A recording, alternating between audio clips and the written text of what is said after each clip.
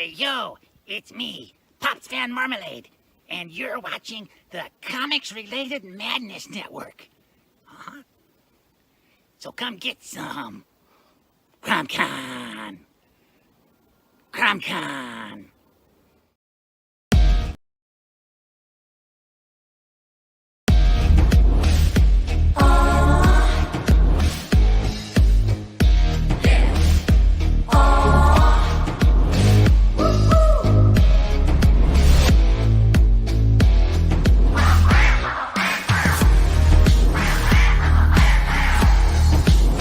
Your favorite podcast, it's Critical Blast. And good evening, everybody. I am RJ Carter, Senior Managing Editor here at criticalblast.com, Chief Envelope Licker for Critical Blast Logistics, myopic proofreader for Critical Blast Publishing, and I do help people with data wrangling because sometimes you just have problems with your Kickstarter or your Indiegogo data, and you need somebody with 35 years of database experience to get in there and clean it up. That's who I am. That's what I do tonight. We are going to dig into some stuff. And with us, we've got Pops Van Zant, co-host here with me tonight from the Madness Comic Network, on which we are simulcasting through multiple channels at the same time. That's what simulcasting means. Pops, how you doing tonight? Hey, I'm good to go, man. I'm glad I could help out with this. I want to get as many eyes on what's going on with this as possible, as always. That's what I do. I'm partnered up with RJ. We work together. Obviously, he's one of our sponsors, and I'm proud of that alignment. So let's move forward. We just Hey, a little bit more today, didn't we? Chris Brawley from Bleeding Fool is at the center of this maelstrom, so to speak. Chris, how you doing tonight, man? Head fool in the house. Gentlemen, thank you so much for having me on tonight. Couldn't And I do it just without loaded that for you, RJ, so you guys have that whenever you need it. Hey, I'm just impressed with how quickly everything just kind of ramped up on this. I mean, you guys know what's going on, right? We do. You've been telling me some of the stuff. I assume there's still stuff I probably don't know about. People are starting to hear about it. Other streams started kicking off right before this, and I was like, "You dirty bastards!" Because but none of them have us. Exactly. None of them have the guy, the man. Yeah, I mean, if you want to know the nitty of the gritty, this is the one. Thing. Do you want to talk to the guy, or do you want to talk about the guy? Exactly. I mean, players play and playmakers make plays, and the playmakers are in the house here. That's all I can say. We have a lot of people here ready to watch. Indie Comics Network is watching. Vicky Versus here watching. Indie Comics Network. I just said that to you guys. Okay. You look like more people when you do it. Big fans of mine. Big fans. Yeah. Actually, yes, big fans of this. Indie Comics Network is. I know. No, I kid. It's cool. It's a big universe. It's all much better than you might think. So I'm going to start things at the beginning here, and I'm going to deliberately try to get to a certain point.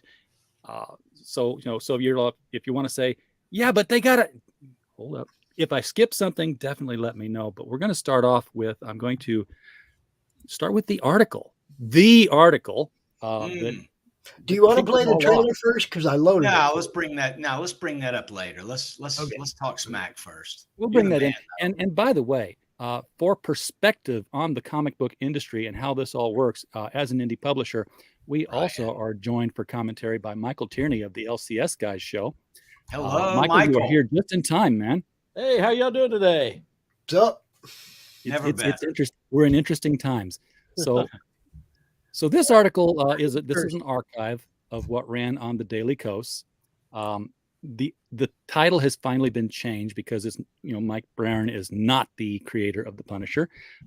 Their commenters tried to tell them that multiple times, but it took Jerry Conway being a dick today to finally get it to stick. Can I say something about that real quick? Mike Baron is not the creator of Punisher. He's never claimed to be the creator of Punisher. None of our campaigns or books or promotions have ever said he was the creator. The only thing we've ever said is that Mike Baron wrote it for 5 years. He wrote it from issue number 1. Hang on. Yeah, that's like saying, Superman writer Tom Taylor, and they're like, oh, he didn't create Superman. That's right. But Mike Baron wrote issue number 1 of The Punisher, the ongoing series, and he wrote it for more than 5 years, actually. He wrote the first 50, I think, without an interruption, and he did several after that. He also wrote Punisher Wars Journal and things. But Jerry Conway, truthfully, although he detests the character, he did write it.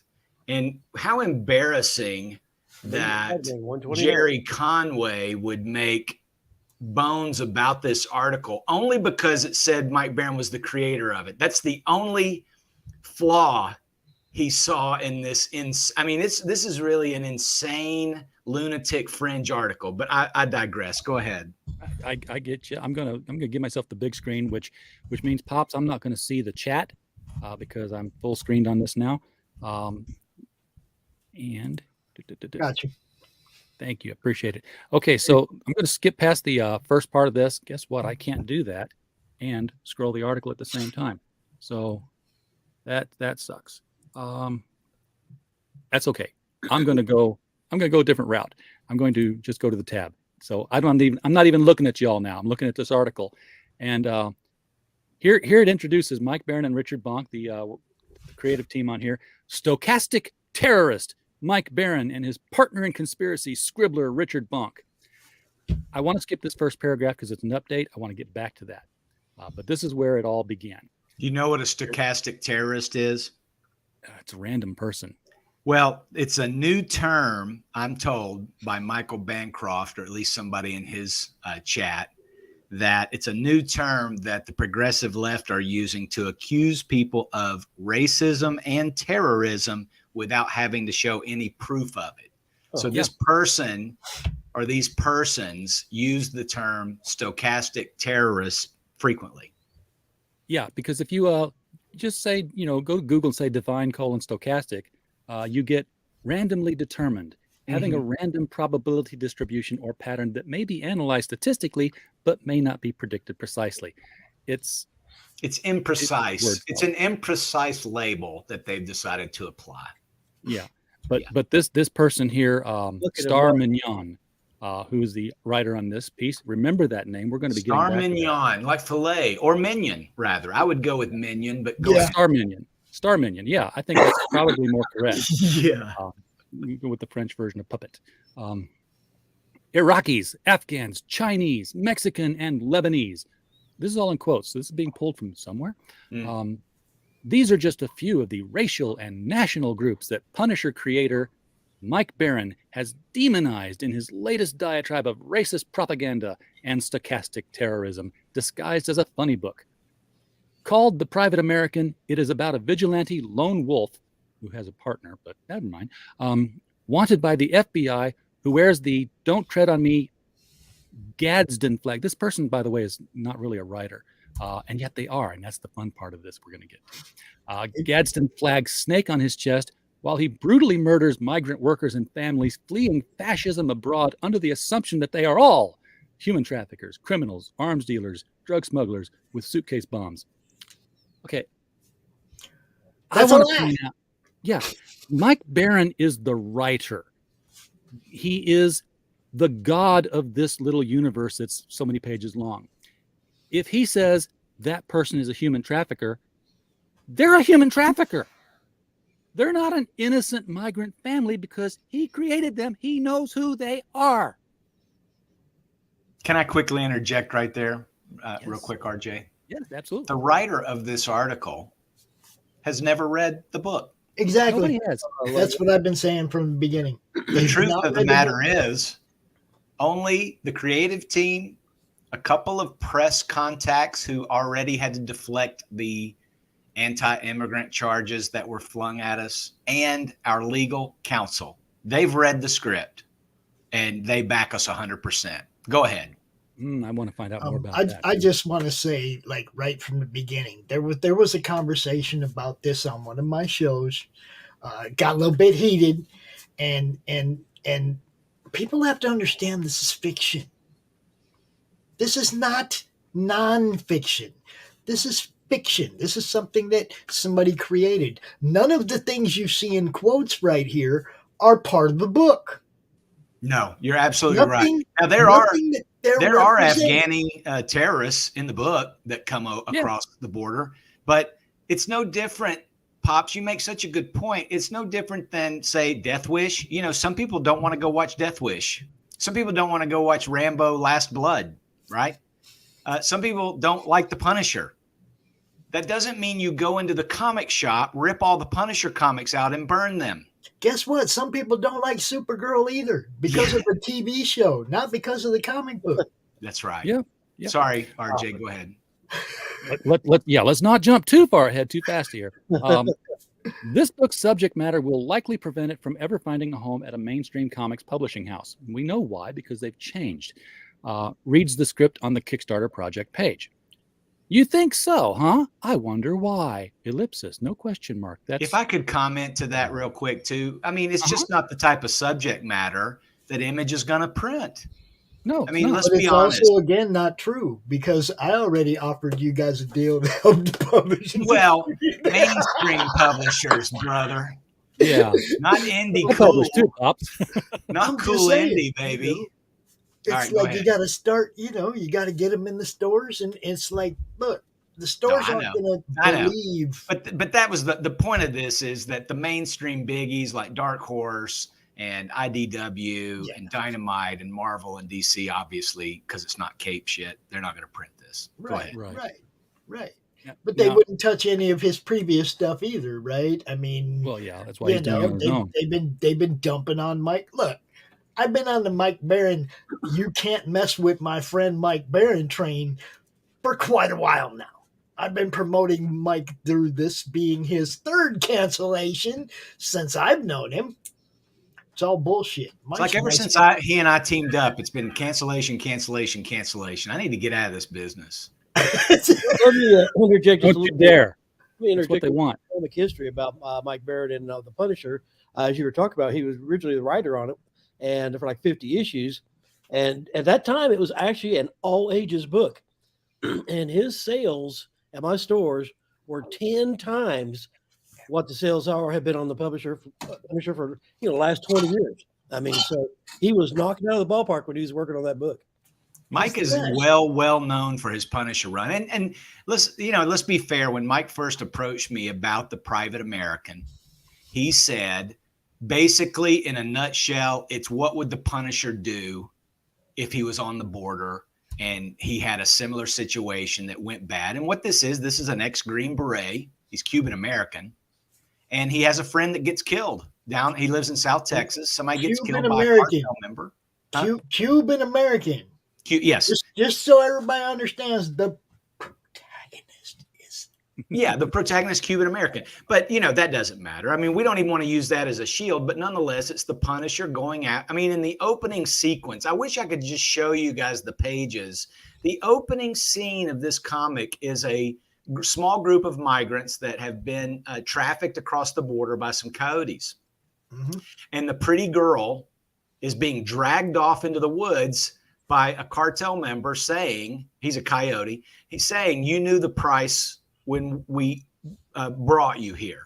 That, they're close to the border. Now we're going to rape you, and then you're good to go. And this guy, just like a Rambo movie or anything else, comes up behind that creep and slits his throat. And then tells the migrants which way to find shelter and get across the border.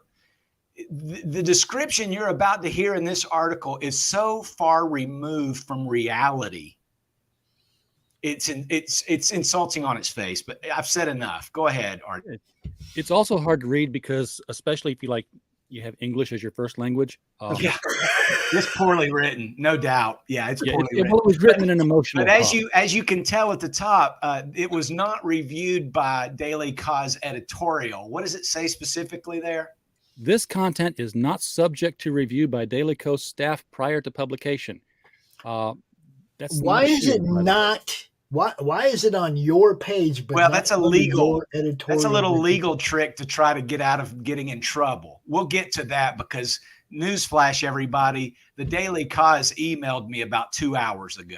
I'll tell you all about it. Oh, here we go. Yeah. So stick around. Stick around. This gets better. I'm just going to read this verbatim and excuse my tongue. I'm going to quit interrupting unless I can help. Now live on Kickstarter and violation their terms of service for, me speak good like Bizarro now, offensive material, exempla gratia, hate speech, encouraging violence against others, etc. Projects that promote discrimination, bigotry, or intolerance towards marginalized groups.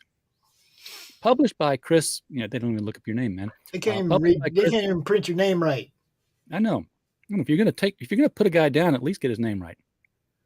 At least say Brawley. I know you can spell it wrong, but at least say it right. Yeah, Siri doesn't say it right either, by the way. When I tell her to call you. Published by Chris Brawley, whose previous projects also include Mike Barron's Such a Thin Blue Line. So painful. Which was featured on Fox and Friends and drawn by an actual cop. Oh my God. Heavens to Murgatroyd, clutch your pearls. Drawn by an actual cop. That sounds like a selling point to me. That's like a horror book written by a werewolf. Are you kidding me? Yeah.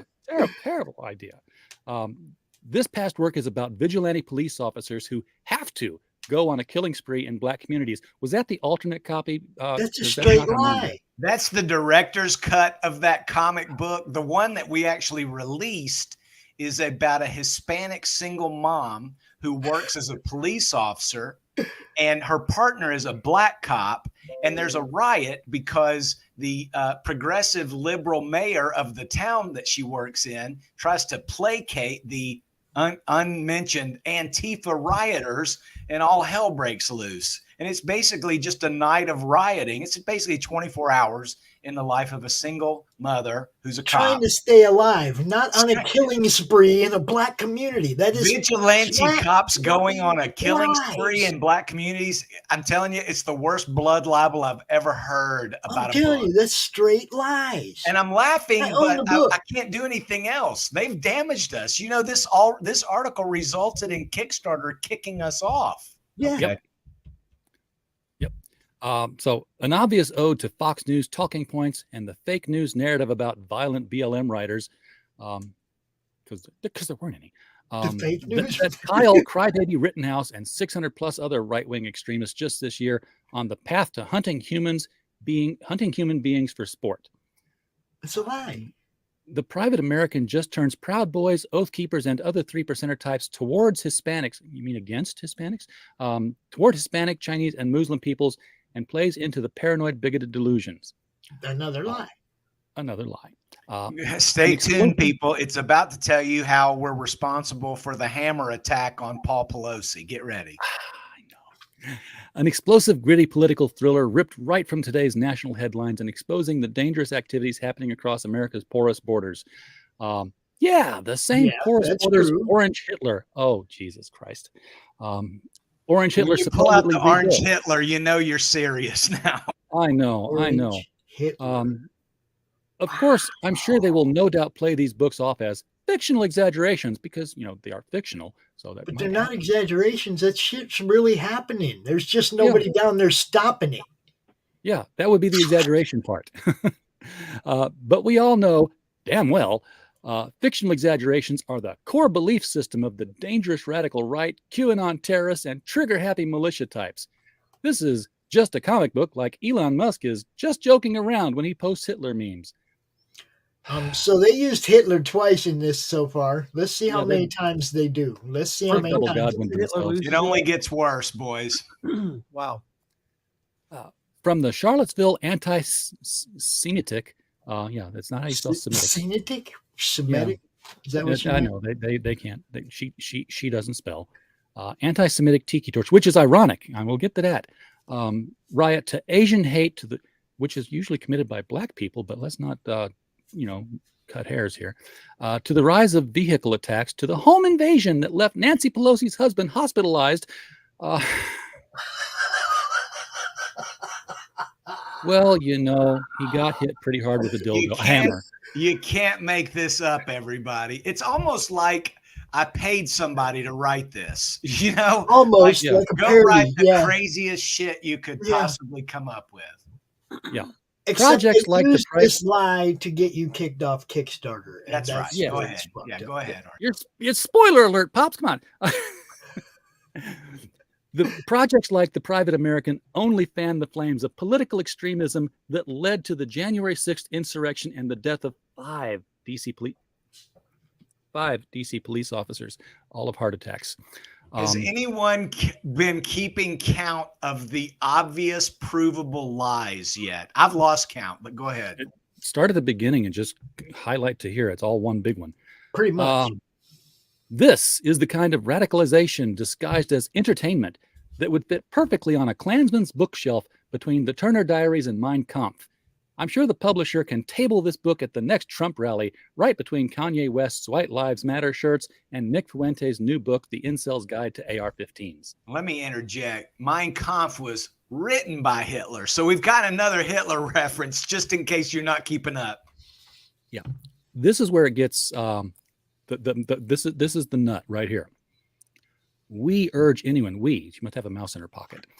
We urge anyone who is as offended by this domestic terrorist handbook for bubblegum brains to contact support@kickstarter.com and tell them hate has no place anywhere, let alone their platform where decent people go to bring their hopes and dreams to life to make the world a better place. I think I got a cavity with how sugary sweet that ending was. Now I'm coming to this completely cold. Can we see some? Hold on, of the I want to hear Michael. Hang on. Now, I'm coming to this completely cold, had no prior knowledge of any of this. And the first question I've got to ask is, who the hell is this guy doing the hit piece on you? Yeah. It's a We're herd. getting there, Michael. We're getting there. Yeah. We're- It gets better, Michael. Trust me. Yeah. Wow.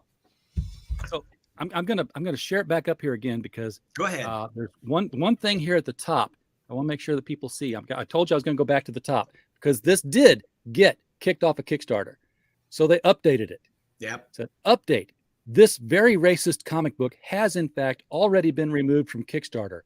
Problem is, it has just come to our attention that it is also live on Indiegogo, and here's an email address, and on the new platform, misspelled, Crowdfunder, and another email address. You know what to do. Yep. Wow. And they have. Yeah. They have sent the messages. No. Before you show the comment section, Howard, RJ, should I talk about sort of the timeline of what happened? Yeah. I'll tell you what. Go Hang ahead. on just a second. Sure. It's your show, Do baby. that, and I'll give you visual aids. Oh, I like visual aids. It sounds bad, but it's actually a good thing. Visual aids. Like glasses, visual aids, glasses. You know what? Let me just say this, just for shits and giggles, because you're working that out, RJ. Just leave us alone and let us print our book to the people that want to buy it. I mean, give me a frippin' break. I'm kind of hoping Just that somehow leave this us will actually alone. work in your advantage. You'll get you some knowledge, make more people wear your book. Oh, I'm hoping you see a bounce out of this. I don't know. Well, we'll get to that. We've seen a little bit. I will say this. I'm proud of our supporters because every dime that we lost when Kickstarter suspended us and refunded all of the backers, we've already made it up. So Good. we have I not hate lost. seeing people just doing hatchet jobs like this. A predetermination of content, and I just not even close to what you would call journalism at all. It's almost like reviewing a movie and just making up shit and saying it sucks. Don't go see it. Please call the theaters to boycott it. Yeah, I don't want. I did a short story where I finished Edgar Rice Burroughs' Unfinished Fragment. And I had one guy who was a very knowledgeable Burroughs fan who actually was an owner, had read that fragment. And he wrote a real negative review about my terrible story and how I broke all the canon and continuity. I'm like, he never even read it because I didn't do any of those things. But if you go to Amazon, you read that one negative review about me. And I'm like, and it's complete fiction because he never read the story.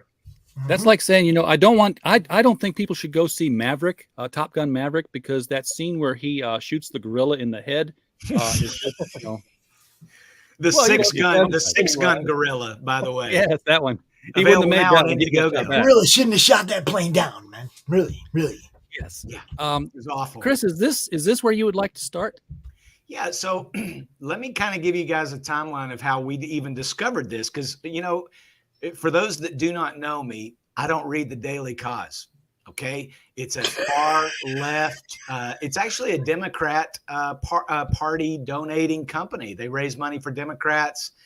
If you visit the site, you'll see so much hatred towards everything from Mitch McConnell and Lindsey Graham to Donald Trump. And those are the polar opposites in the Republican Party. But they hate all things Republican. I think it's really more of a Marxist communist website. It was started by Mark McCullough, I think is how you say his name. He kind of got famous for something called the Journo List several years ago, back when Obama was president, which was sort of a secret whisper network among journalists so they could get all their left-wing talking points together. Anyhow, so the thing is whenever I run a campaign, I do a Google alert. I subscribe to Google Alerts so that I see the name of the campaign, or I see Mike Barron or the creator or whatever. So every day, every morning, I get an email update about my alerts that I've subscribed to. I've subscribed to a dozen or so.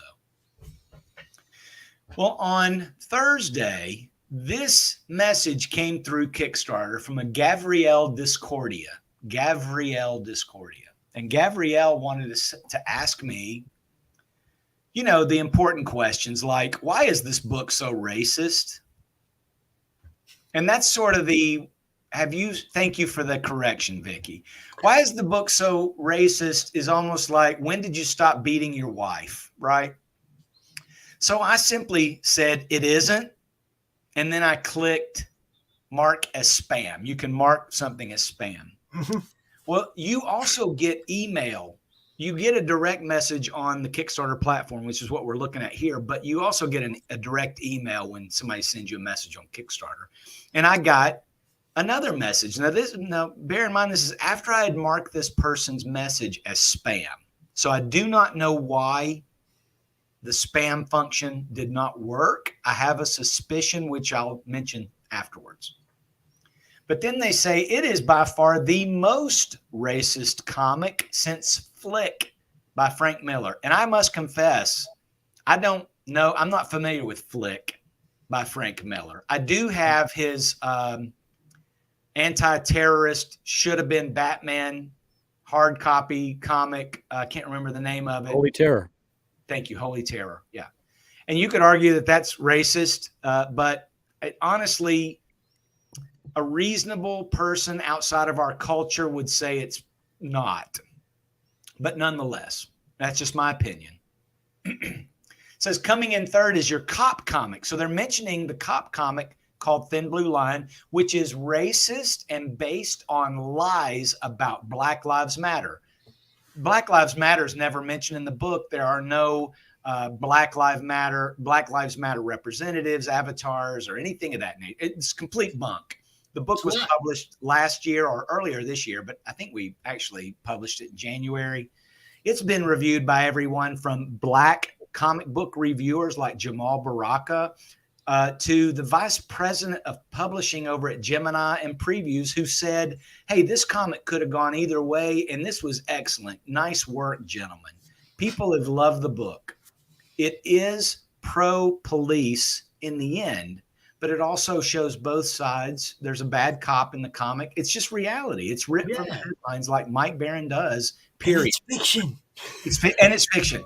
Now, this person goes on to say it's garbage and it's going to inspire Dylan Roofs of the world to, I don't know where these ideas come from, but I question how this person was raised and what sort of barbiturates and amphetamines they might be taking. It doesn't matter, but they say your team is spreading propaganda and profiting from glorifying un-American vigilante violence, pulled from the headlines of Alex Jones. So,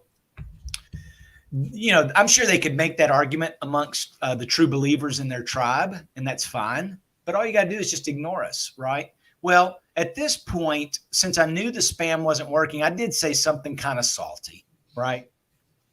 What's this one? Next time. Oh, that's the last message I got from them. And I finally. Okay, I didn't capture the whole thing. That's okay. I said something smart ass like, to avoid involuntary incontinence, you may want to avoid watching Death Wish Rambo Last Blood or reading any Punisher comics. Good luck with your own projects. Please stop communicating with me. That's what I said. And then they sent me this message.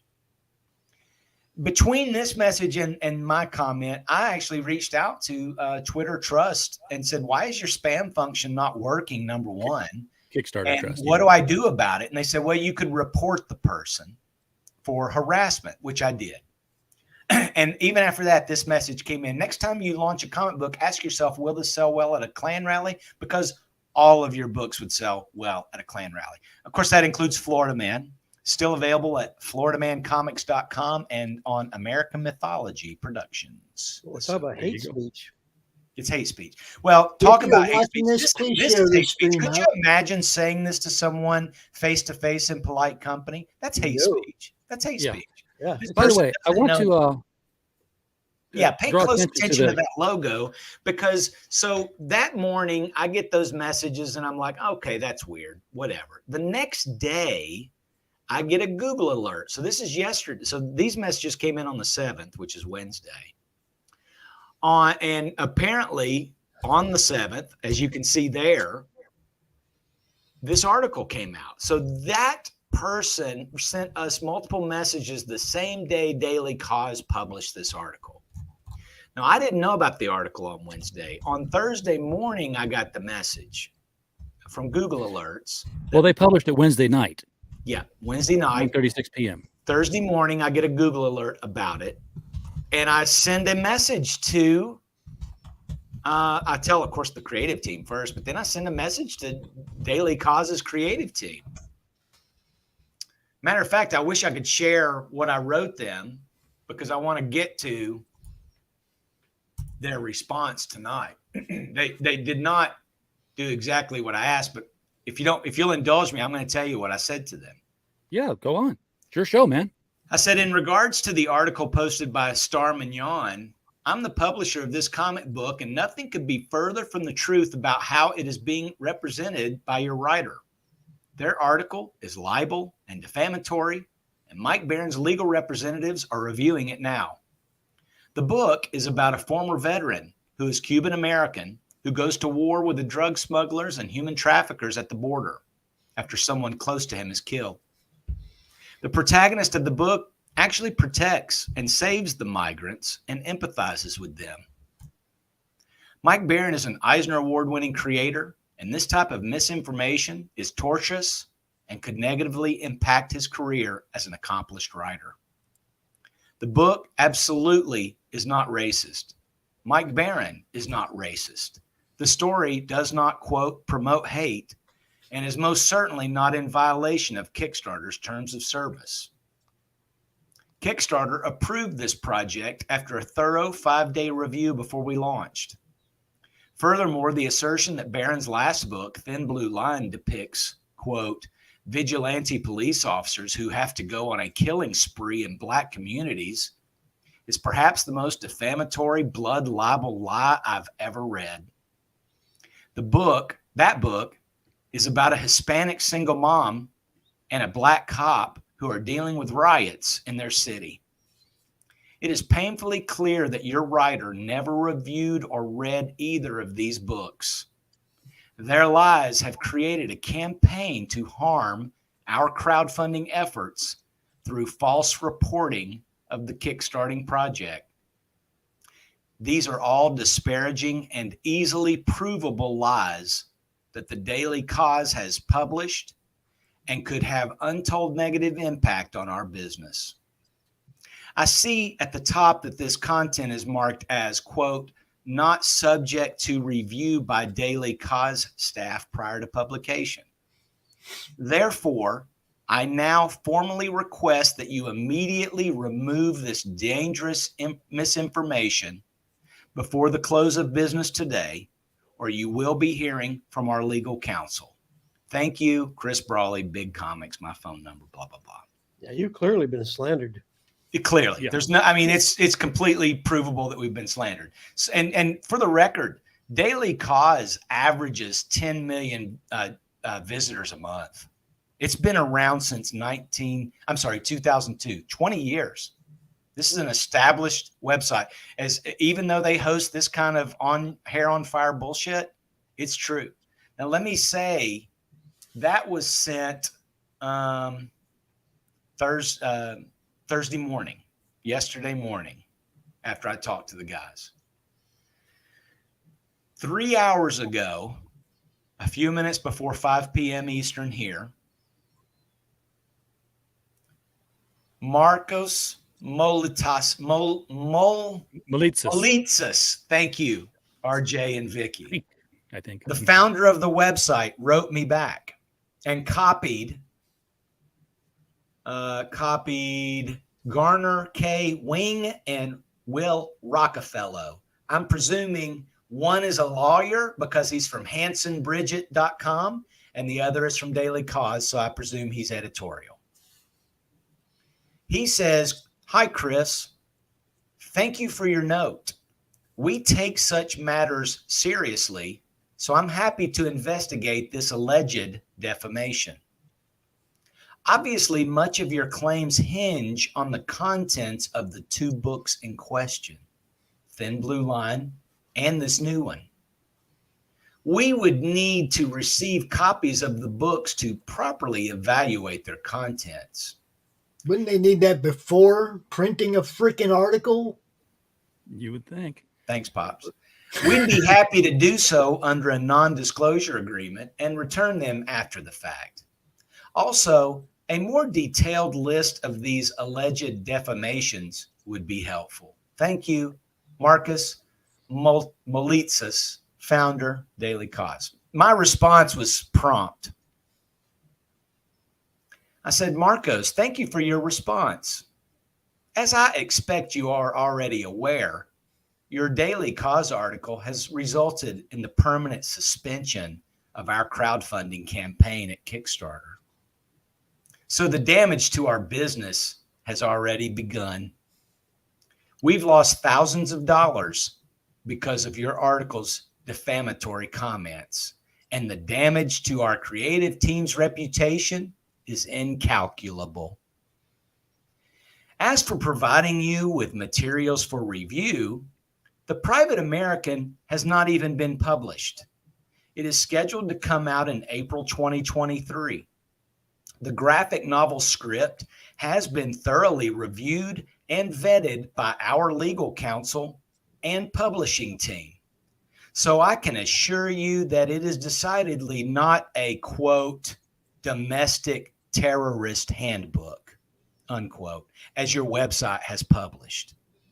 As for Thin Blue Line, I will provide a digital copy gratis via download using the following coupon code from our official website." And I give him the link and the code. "This is being provided with an understanding that it is a non-disclosure release. You may not reprint any portion of the book or publish a review of the book without our express written permission." Funny, I think they already have. Yeah. Yeah.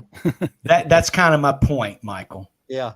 The book can be read in about 20 minutes, and I am certain that any reasonable person will be able to quickly see that it is most certainly does not depict vigilante police officers who have to go on a killing spree in Black communities.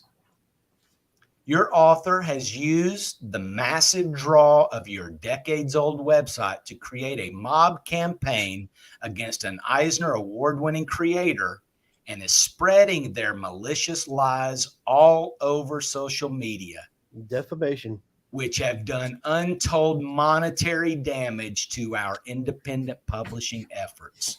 And here's the spoiler alert. The fact that the writer is also a fellow comic book publisher who also happens to fund their efforts on Kickstarter makes this incident particularly insulting. I hope that we receive a suitable response from you before close of business on Monday, December 12th. For the record, I've blind carbon copied our legal representatives to this email. Thanks. Oh, it sounds like you've definitely got a case there.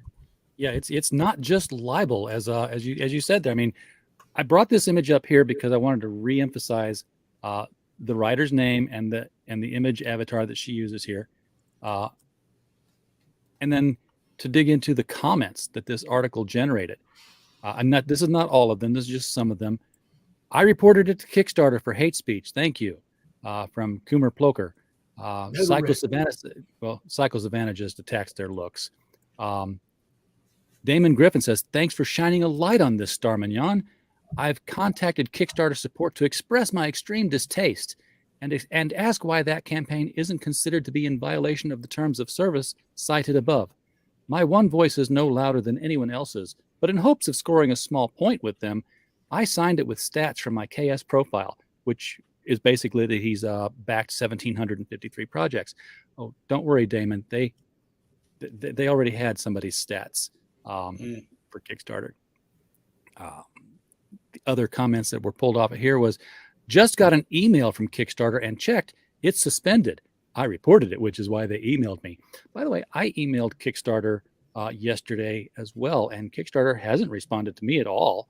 And I am actually on the production team for this as a collaborator for data wrangling. So they have no reason. They have not responded. They have not responded to my queries either. As a matter of fact, their message was, in the initial was, your project has been suspended. This means that all funding has been stopped. Backers will not be charged for their pledges. And once a project is suspended, it cannot resume funding. No further action is required on your part, and we cannot comment on this suspension beyond what is stated in this message.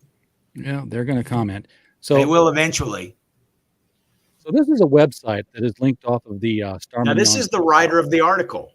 You found this person's Twitter, I think. Is that right, RJ? Yes, and it's her Twitter. This was in her profile, this website, pinknightmaresquad.com. You can, which is a hardcore feminist website, which is fine, whatever she wants to sell, whatever, wear what you dig. Obviously, this is the avatar that was being used on the DailyKos avatar, so this matches up. But notice also this little bit of trivia here. Our retail partner. There's that green look at that apple. Little apple with the K in it. Isn't that weird? Uh-huh. Yeah. So this is, this ties back to what's that picture with the rabbit being beaten to death with a bat? Talk about it's kind of a violent website, but free speech. I'm okay with that. Yeah. Those are designed for Balenciaga that got rejected. I'm sure they're okay with beating some group of people. Right? She hates men. It's okay. Whatever. Seriously, that's the truth. I don't care. I mean, here's the thing. I'm not going to Kickstarter saying, have you seen this shit? Please cancel it. I'm offended. Right. We don't do that to them. They do it to us. Yeah. It's horrible. I know. But yeah, there's the apple with the K in it. So if you notice, that apple is the Gabrielle Apple avatar who was sending me those messages about why is this book racist? Mm-hmm. Exactly. And racist. Well, here's something interesting that RJ found. This is the Gabrielle and Star Mignon are funding a graphic novel on Kickstarter called SCP-500Y. Look what it says there underneath, real small. Can you zoom in on that, RJ? As a trusted producer, we have earned this award from Kickstarter. So Kickstarter awards and gives you special treatment if you're a trusted producer. They've done several campaigns. I wish them well. Jesus tells us to pray for our enemies. I pray for these because they've clearly stated that they're our enemies. Jesus is cool. He's awesome. It's Christmas. I'm good with him. I love him. Well, and actually, one thing, just to be all in fair balance, I've gotten that thing on some Kickstarters I've done when I funded like within a couple hours. So yes, okay. They've done. Show over here to the right hand side again, RJ. How many campaigns they've done? 26 created, 504 backed, and over 500 they've backed. They've got a contact at Kickstarter. I assure you, they get responded to. Mm-hmm. Yeah. But they don't work for Kickstarter. No. I'm not suggesting they do. No, I'm not suggesting they do. No. I know that they're quick to say the same thing. Okay. So yeah, you can find. I'm not providing a link to this but you could, definitely find it. I'm not going to say you know what to do. No, because you don't know what to do. Off. No. I tell you to pray for these people. That's what you do. That's what you do. That's it. In the meantime, I let my lawyers put the Disney butt plug in them. Yeah, I don't promote people that use cancel culture tactics in any form. Me either. Let me say this real quick before you go to that next slide, RJ. Yeah. This DailyKos article, this DailyKos is basically red meat for progressive communists. Okay, that's all. Sure. So Stephen King reads it. I promise you. Maxine Waters loves DailyKos. Okay. And I'm sure there are maybe even people in the audience that like DailyKos. That's fine. Whatever. I mean, I don't care. Like what you want to like. But one particular, and there, if you've noticed a trend over the last 5 years, especially since Twitter's been such a big deal, a lot of comic book creators that work for Marvel and DC and legacy creators are hard left. Okay. And one such creator coincidentally shared this article, and this happens to be the creator of The Punisher. And you know what? He didn't mind that the article was filled with absolute provable lies about his fellow comic creator, Mike Baron. All he cared was that the article said that Mike Baron was the creator. Look at this flippin' tweet he put out yesterday. But he said that it was Mike's assholery and white fascist embrace. What the hell is that? Let me tell you guys something you don't know. Mike and Jerry Conway were going to appear at a Colorado comic convention, and it was planned that they were going to debate The Punisher. Can you think of a more interesting debate than the creator and the guy that wrote him more than anybody, other than maybe the guy who made him popular?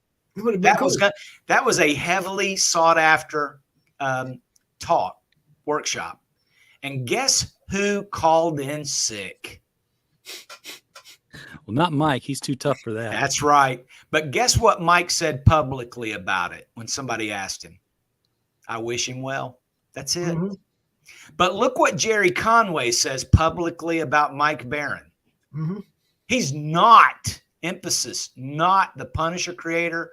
The actual creators of the Punisher condemn Mike Baron's assholery and his white fascist embrace of the Punisher symbol. Please correct your headline, because the headline says creator of the Punisher. Mm-hmm.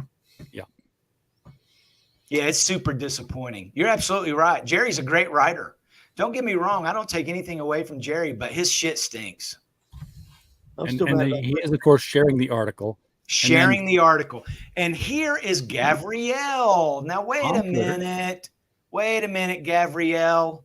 I thought you were just a Kickstarter super trusted creator sending me spam. Look at what Gavriel says here. Thank you, Jerry, for clarifying the headline. The title has been fixed. My bad. My bad. What's my bad mean? What do you mean, my bad? You mean you wrote the article? Yeah, it's starting to look that way, isn't it? Wait a minute. Look that way. So they say the way they, and I think the way the they is me. Right. The way Mike Baron's team pitches him in their projects was misleading. So and I don't really have any time to do any investigative journalists. I just need to throw as much shit on the wall to see what sticks. Please. So basically, if he runs into a tweet that says, "Hey, this is what's happening to Superman writer Tom Taylor," he's perfectly okay with going ahead and creating an article says Superman creator Tom Taylor. Taylor creator. Hey, you know what? Honestly, the way that I have loosely talked about Mike being a creator who wrote The Punisher for 5 years, whatever. You know what? I'm okay with Gavriel being confused. What I enjoyed the most about this tweet in particular, RJ, and I'm glad you show it off, it was my bad. What does that mean? What do you mean, my bad? I thought you were just a Kickstarter comic book publisher. How are you taking responsibility for the headline? What do you mean the title has been fixed? How did you fix that? And why was it your bad?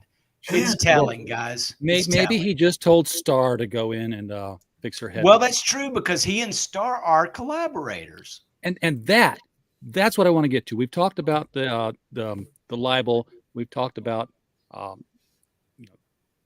the lies. Here's the thing that sticks out to me. Gabrielle and Star Mignon are creating a Kickstarter graphic novel. They're creating a graphic novel on Kickstarter. Let me state that more precisely. I'm creating a graphic novel on Kickstarter. Yeah, you have two people in the same industry on the same sales platform, and one of them goes to the boss and says, if he tweaked my little pink tomato nose, I would, and whispers in their ear. We've seen this happen before.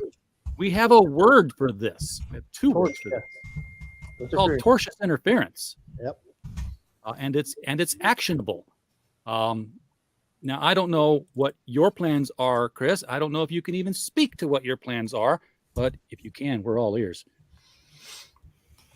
Well, let me just say that we have potentially the most thoughtful, familiar with the comic book industry legal advisors about free speech and censorship that we could possibly have. And I'm not going to name who it is right now. I've shared with you privately, RJ. I know. I will say that when I copied them on the email response to DailyKos tonight, within 5 minutes of me sending that email, he said to me, thank you for copying me on. I'll read you exactly what he said. Chris, thanks for the blind carbon copy on the Marcos email. Please send me a code for Thin Blue Line 2. I'll read through it tonight. So we had engaged this gentleman when we were shadow banned. I don't know if everybody knows this or not. The headline main article at bleedingfool.com, not Bleeding Cool because we're not as cool as them. We're the fool. Bleeding Fool is all about this from top to bottom. And if somebody can share that, that'd be great. Thanks, Doc Blalock. Hail Blalock. Pops, I figured you're on that. And it starts because listen, when Mike Barron first presented this idea, this story to me, we both knew it had the potential to piss people off. I mean, come on. It's political. It's the border. Yep. It's guns. And people hate guns. And we've actually got some people out there like this person or these people. I don't know if it's two people or one, Star and Gabrielle, that are open borders activists. That's all. They love open borders and they hate cops, period. So we're coming from a different philosophy. And for the record, Mike Barron used to not think much of police officers until his first wife died. And the police handled that with such reverence and respect. He had a whole new respect for cops. And he's good friends with Joe Arnold, the artist on Thin Blue Line. And he just said, you know what? I want to write a book that deals with some of the struggles they deal with. And I want to honor them in the end. And I'll make a female protagonist that everyone can identify with. And we'll just make a great story. And it's the kind of story, honestly, it's probably one of the best stories Mike Barron's ever written. And you can get it at thinbluelinecomics.com. And you'll get it delivered in time for Christmas. Enough said about that. Yeah. So he came to me with The Private American. And I said, Mike, this is going to be, we should expect some pushback on this. So this doesn't really surprise us. So the first pushback, the first week of our campaign, actually before the campaign's ever launched, I started a Twitter account called PVT American. You can go there right now at pvtamerican.com. And all it did was retweet articles from CBS, CNN, Fox, you name it, about the border, the crisis, Border Patrol having problems, high suicide rates among Border Patrol agents, migrant rapes, fentanyl, you name it. I mean, there's plenty going on down there. And there's one city in Texas where 2,000 migrants per day, every day, 2,000 migrants are walking across the border. Welcome, Doc. Chris, good to see you. Mike, RJ, thank you for the link. Pops, good to see you. I'm in 100% agreement with everything you're saying, and this is smells allegedly like criminal activity. But Chris, I just wanted to point out, like I wrote in the chat, I am a believing Christian, but I do believe in the imprecatory Psalms as well. So rise up, Lord, confront them, bring them down with your sword, rescue me from the wicked. Amen. And all Vengeance is his. Vengeance is his. and all Yes. the other Make me an nuzzles. instrument. Yeah, Thank you. yeah, we pray for our enemies, but we certainly don't put food on their table. Well, I pray they learn a lesson, maybe. Yes, You know, yes. I've had some bad things happen to me, and I learned some real good lessons. One of them was a car wreck or a motorcycle wreck. But anyhow. I'm here to tell you, buddy. I'm here to tell you. But Pops mentioned this to me this morning, and then I'm going to let you continue. I don't want to interrupt. I spent the day recovering from being sick. That was one thing. And number two, researching what Pops mentioned about this DailyKos and getting up to speed on it. And I did speak with, well, no, I better not say that because he's going to be a guest on my show. But yeah, this smells a lot like it might allegedly, from this layman's point of view and opinion only, be tortious interference by these mongrels. I agree. I don't know yet what is going to happen because I have to confess that our legal counsel is not, how do I say this? He's really still just trying to get a handle on what's happening, right? Mhm. This has all happened so fast Yeah. that I think he's stunned. And typically he represents the other side politically. Right. Right. Yeah. Right? Like, what do you mean this school won't let my gay grooming comic book in the library? Oh my Yeah. God. You understand what I'm saying? Where did you find this guy? I mean, you've heard of them. I'm going to leave Yes. it there. I'll Yes, leave it there. So, but he's I taking it recognize that. seriously. He's Yes, I taking it very recognize that union. seriously. And I will tell you that we've got some heavy hitters that referred him to us. And I'd love to name them, but I can't. I'm just trying to, and guys, I'm being as honest and as I know a transparent couple as of I these names. literally can. Okay.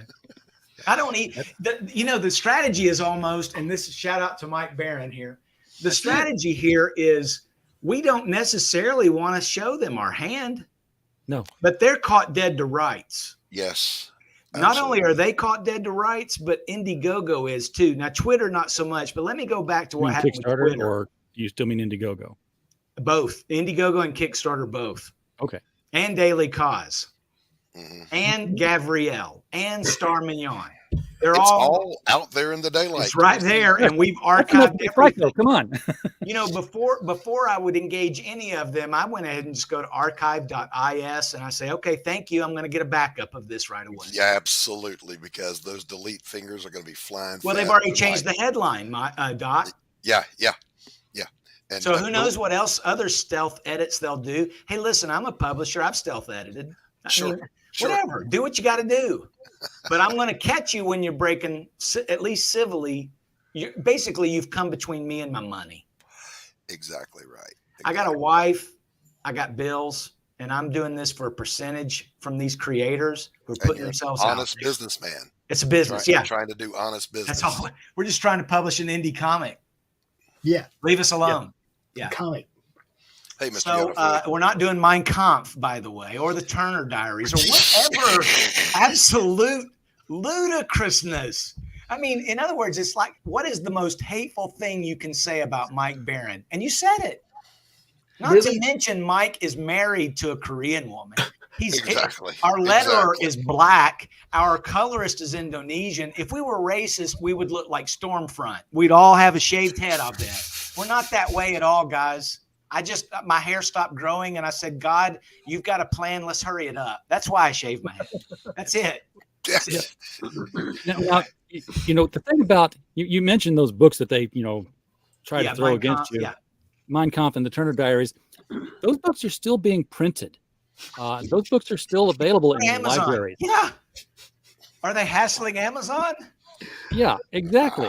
Good point. You coined a term earlier today that has stuck with me, that what they've done is digital book burning. This is digital burnt burning. This is a Yes. brain trust right here. I mean, I don't see how the five of us couldn't get in front of any judge and that judge would say, "You're absolutely right. You win. These assholes have got to pay." Yeah. And I mean, it's right. Hey, It's wrong, and it's you know what obvious. this? Yeah. I got to admit, what this reminds me of is like that TV show, Stupidest Criminals. Yeah. Yeah. We didn't have to be too smart. It's Well, like hey, there's comic more. books meet Stupidest Criminals. It's Yeah. like I just There's Well, more Chris, because I saw your RJ got take. into a little bit of a tit for tat with Gabrielle online. RJ found out Gabrielle's Twitter account. Yes.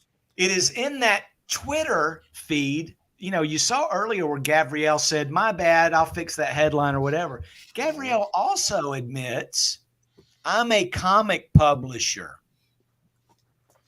Yes. So there's a law which Doc Blalock referred to as, and RJ, I think everybody's kind of said tortious interference. Look it up.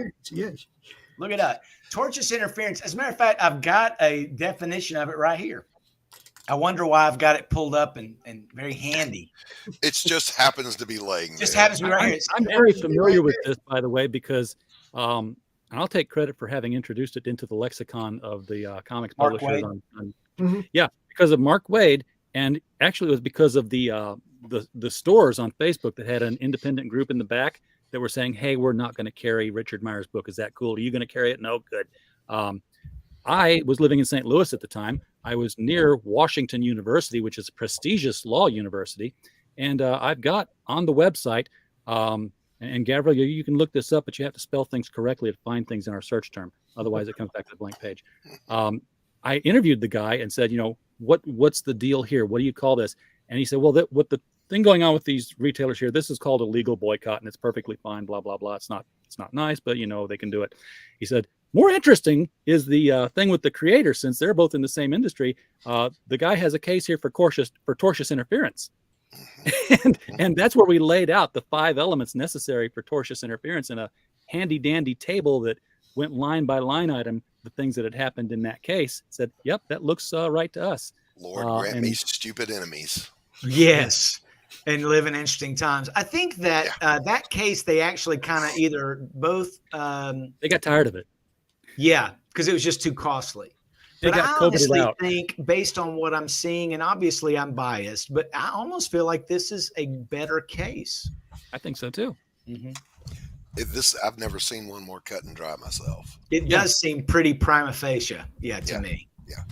And I wanted to commend you, Chris and RJ, on your just balls to the wall journalism on this. You guys got out there and just laid this thing bare for the world to see. Concise, clean, and I know that the leftoids and the copaholics will be, having their heads explode tonight because they can't spin this. Yeah, but it is what it is, Yeah, it is what it is. We've caught them with their pants down. For those in the chat, the tortious interference. This is the definition. Yeah, intentionally interfering with someone's business. This may be by directly interfering with a business deal or by interfering with the day-to-day operations or even by spreading false claims about the business. Ding, ding, ding. So you might say, well, how do you have standing? Here's how you have standing. They said it's racist, attack Kickstarter. In less than 24 hours, Kickstarter suspended our campaign with no recourse. And what gives it that tortious component is that they share that same platform to draw their income. That's right. And the same industry. Yes. Yep. Yeah. They're drawing attention to themselves by standing on you. That's right. Now, my question, Chris, to you, I didn't find this part in my research today. And again, I've been kind of sickly today, so I'm not as vigorous as usual.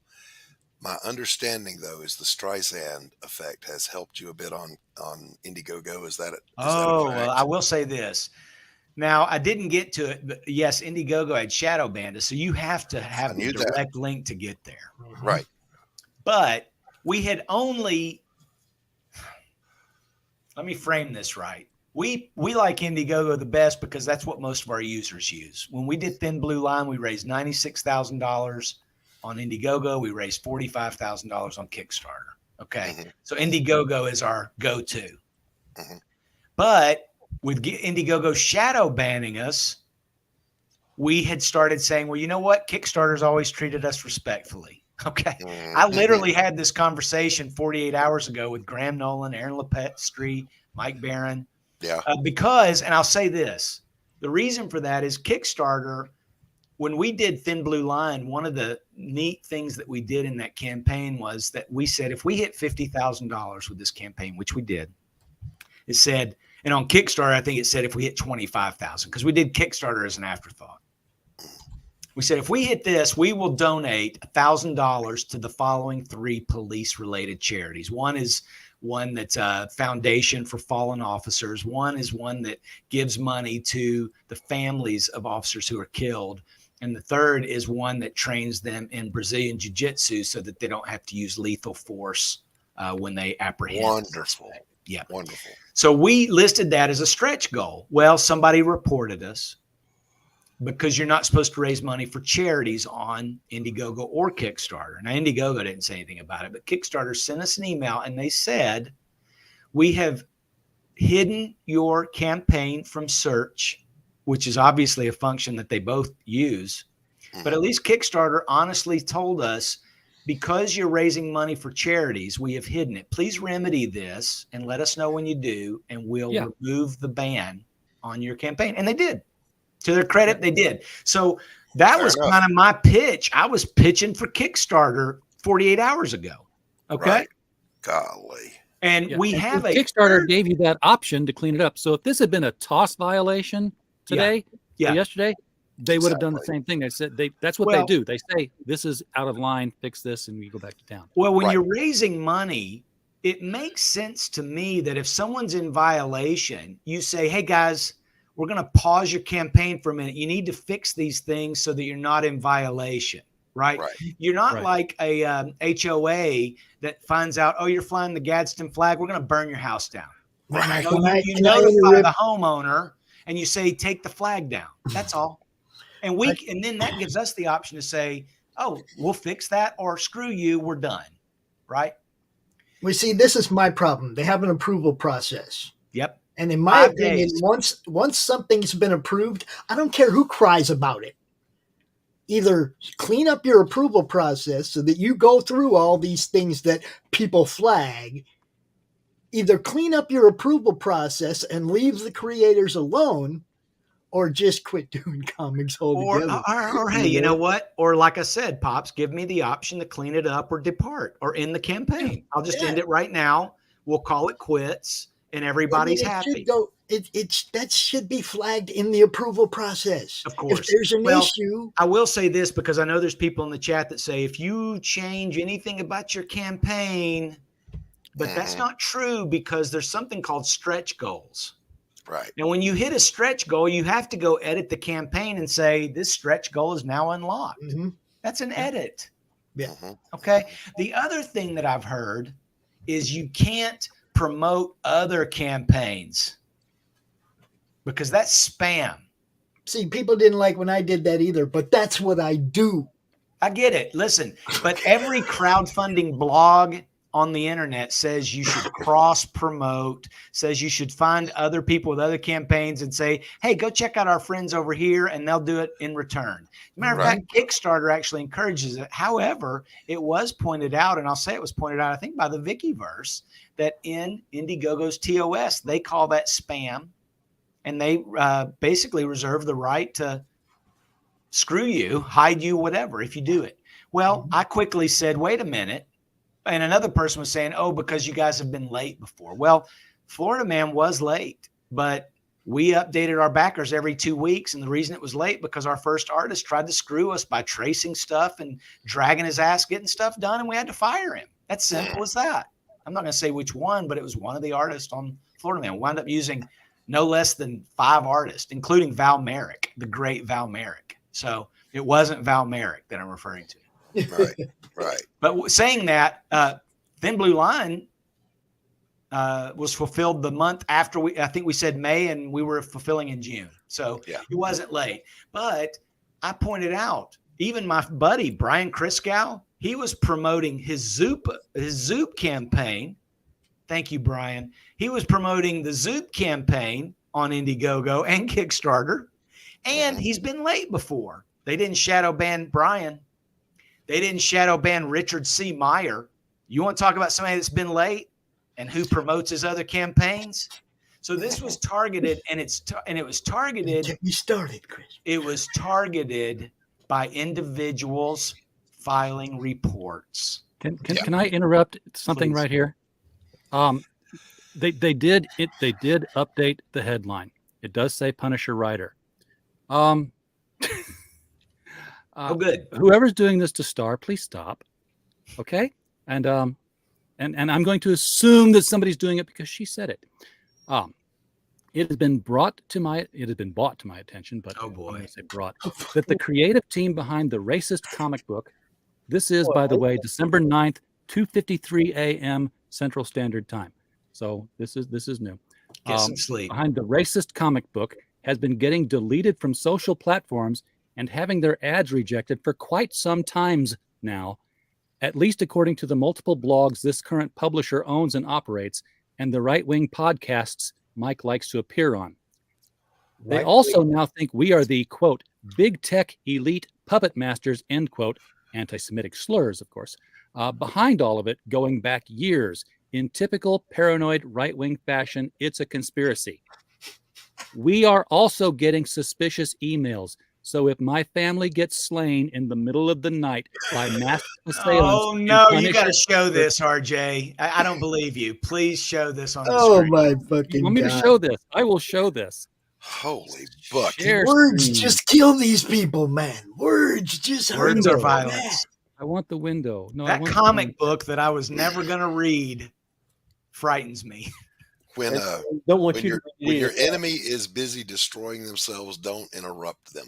Yeah. Okay. Just give them rope. Yeah. Here we go. Let me make this visible. Folks, I apologize. I can't zoom in on text like I can on the images. So make your screen big if you got to. Last paragraph of the update here.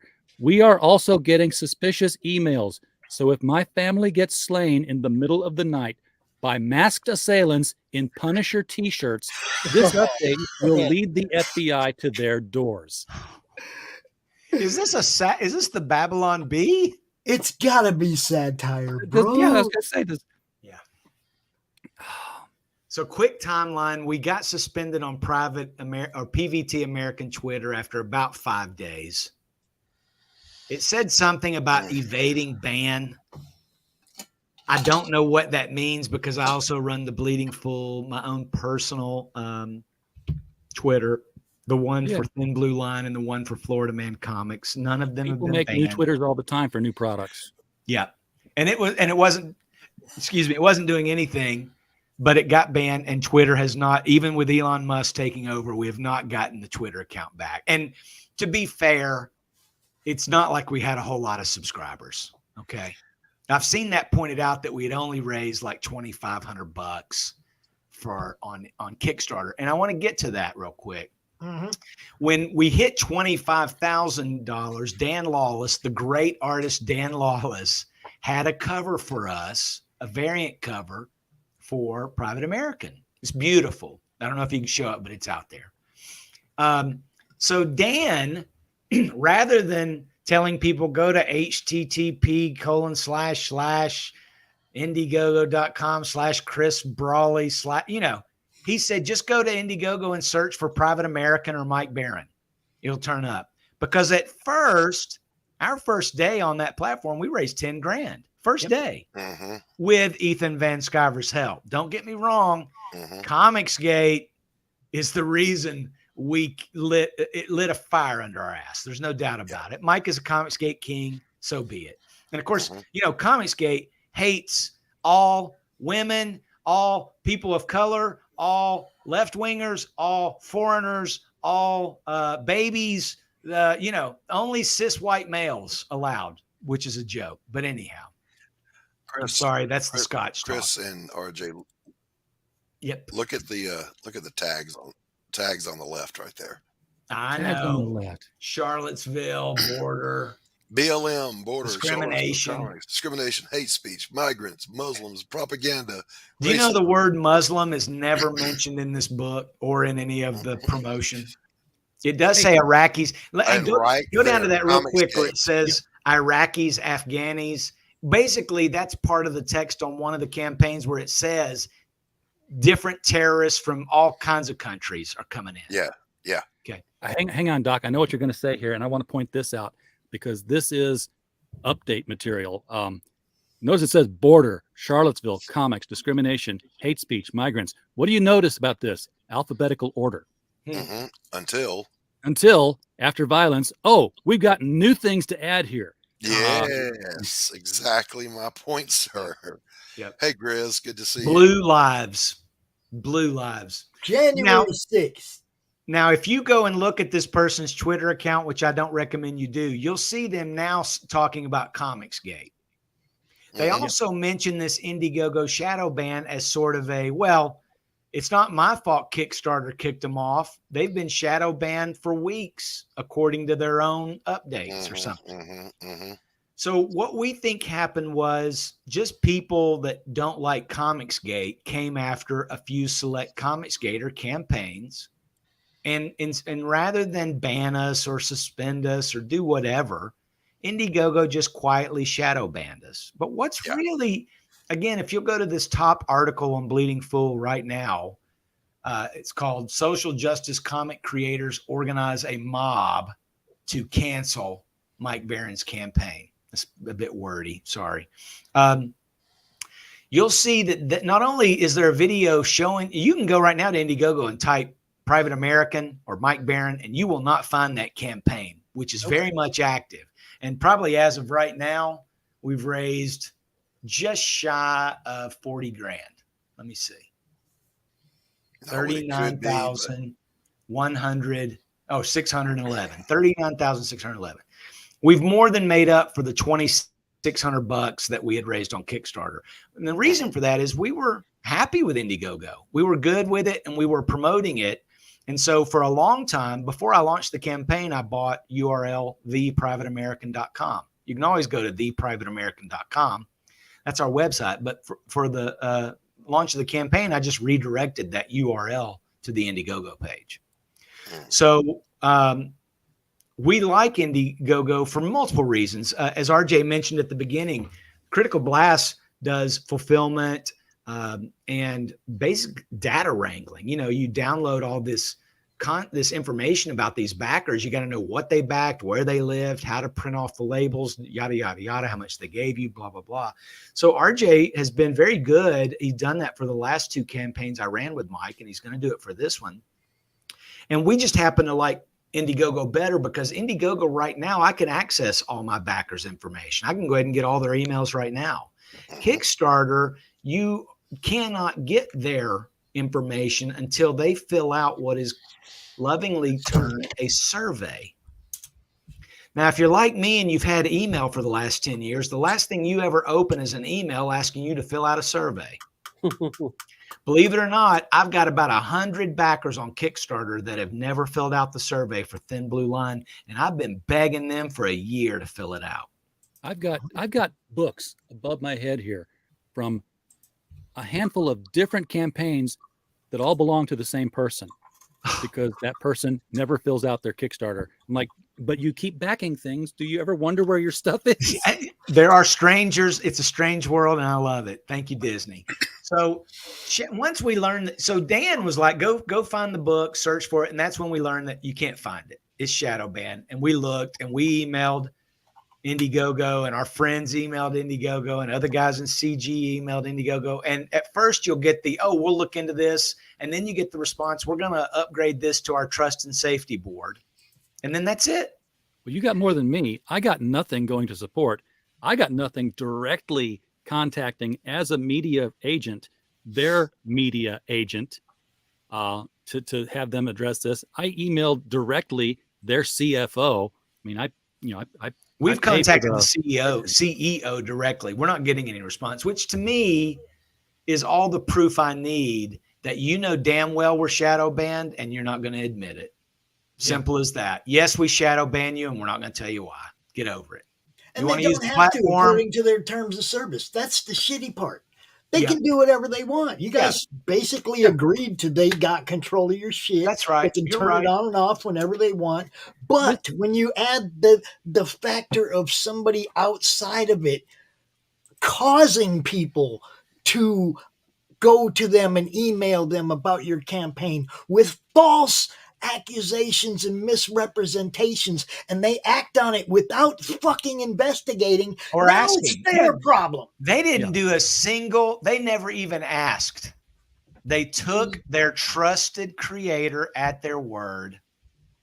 Now it's their problem. Now even though I had they done 3 misrepresent successful you campaigns too. with them, the person they believed was the person who was clearly harassing me, Mhm. who I had clearly blocked and marked as spam. But they took the word. And here's why, because the culture at Kickstarter thinks mostly the same way as Gavriel. Mhm. They don't like cops. They hate us. Yeah. They don't like right-wingers. They hate us. The only project I've ever done over there that got the Project We Love badge was Florida Man, which is a project everybody should love. It's hilarious. One of the heroes in the book is a Black Jamaican transgender person. There ain't nothing political in that book, and it's the true meaning of adult funny books. Trust me. It's great. It's great. It's good great. stuff. So once we knew Indiegogo was doing this, we had this big conversation about, well, we're just going to go to Kickstarter. And we've been experimenting with crowdfunder, DR at the end, not DER, crowdfunder. It's a UK company. And what we decided was we're just going to put it up on crowdfunder and we're not going to promote it. So it's raised almost $500 maybe in a month. Right now it's sitting at $485. The goal is 500. And I just said, because once we hit our Indiegogo goal, everything else is just gravy. It's like, okay, however many books you want to order, we don't need a high goal, right? The high goal was set at Indiegogo. So Kickstarter hit its goal in an hour because we set a $500 goal there. And so we were at around $2,600. And what I told Mike and Rich, the creators, the other day, I said, well, let's just start pushing Kickstarter. They've been good to us. And we had a press release ready to go and a big marketing campaign that was going to roll out today. Kickstarter, they're our man. If they can't do it, nobody can. And obviously we've pulled the plug on that. Matter of fact, we had some cross promotion going on, and I had to, with my hat in my hands, email a couple of campaigns and say, don't tell people to go back our campaign. I'm sorry, we can't help yours either.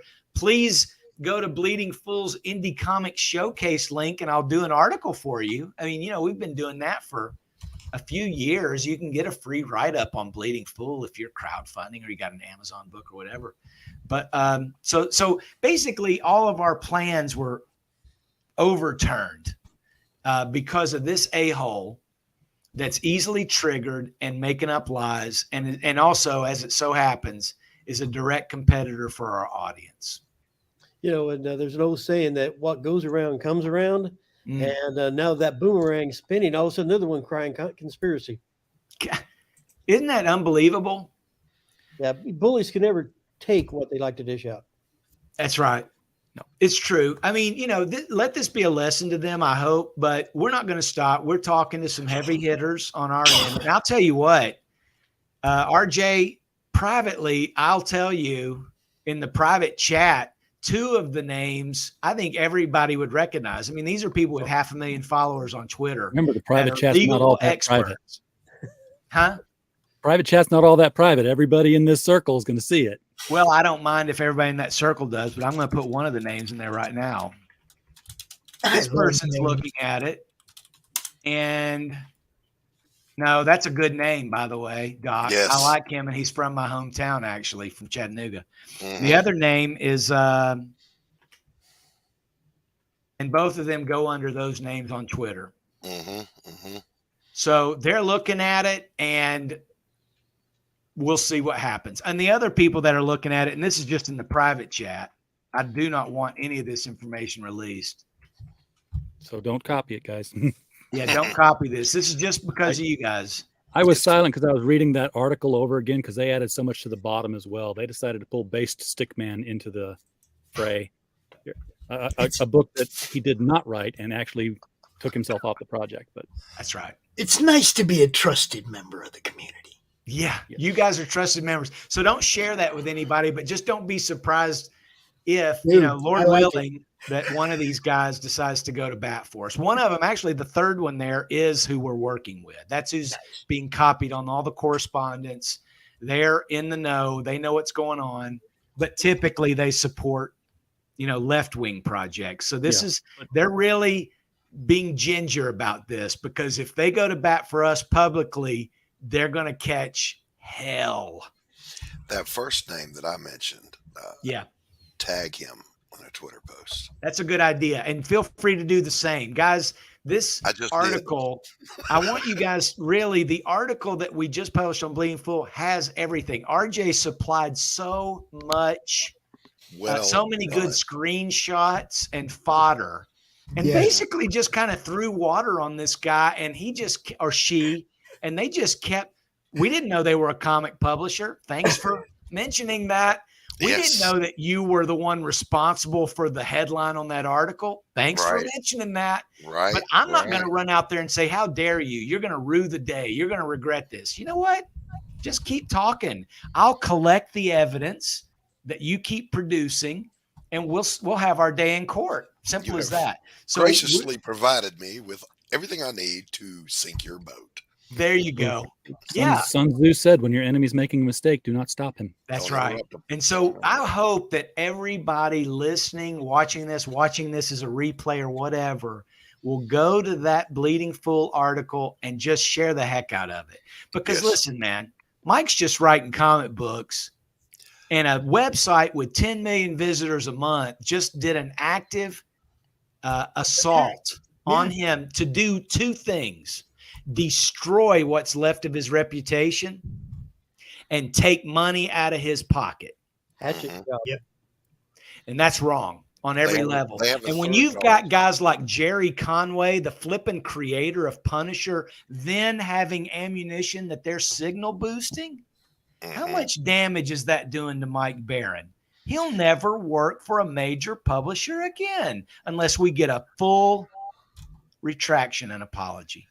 There's a third goal too, though, that Let's they hear have, and that is to make an example of anyone who dare oppose the message. The message. That's right. The narrative. Thanks, Critical Blast. Yep. Yes. That's all.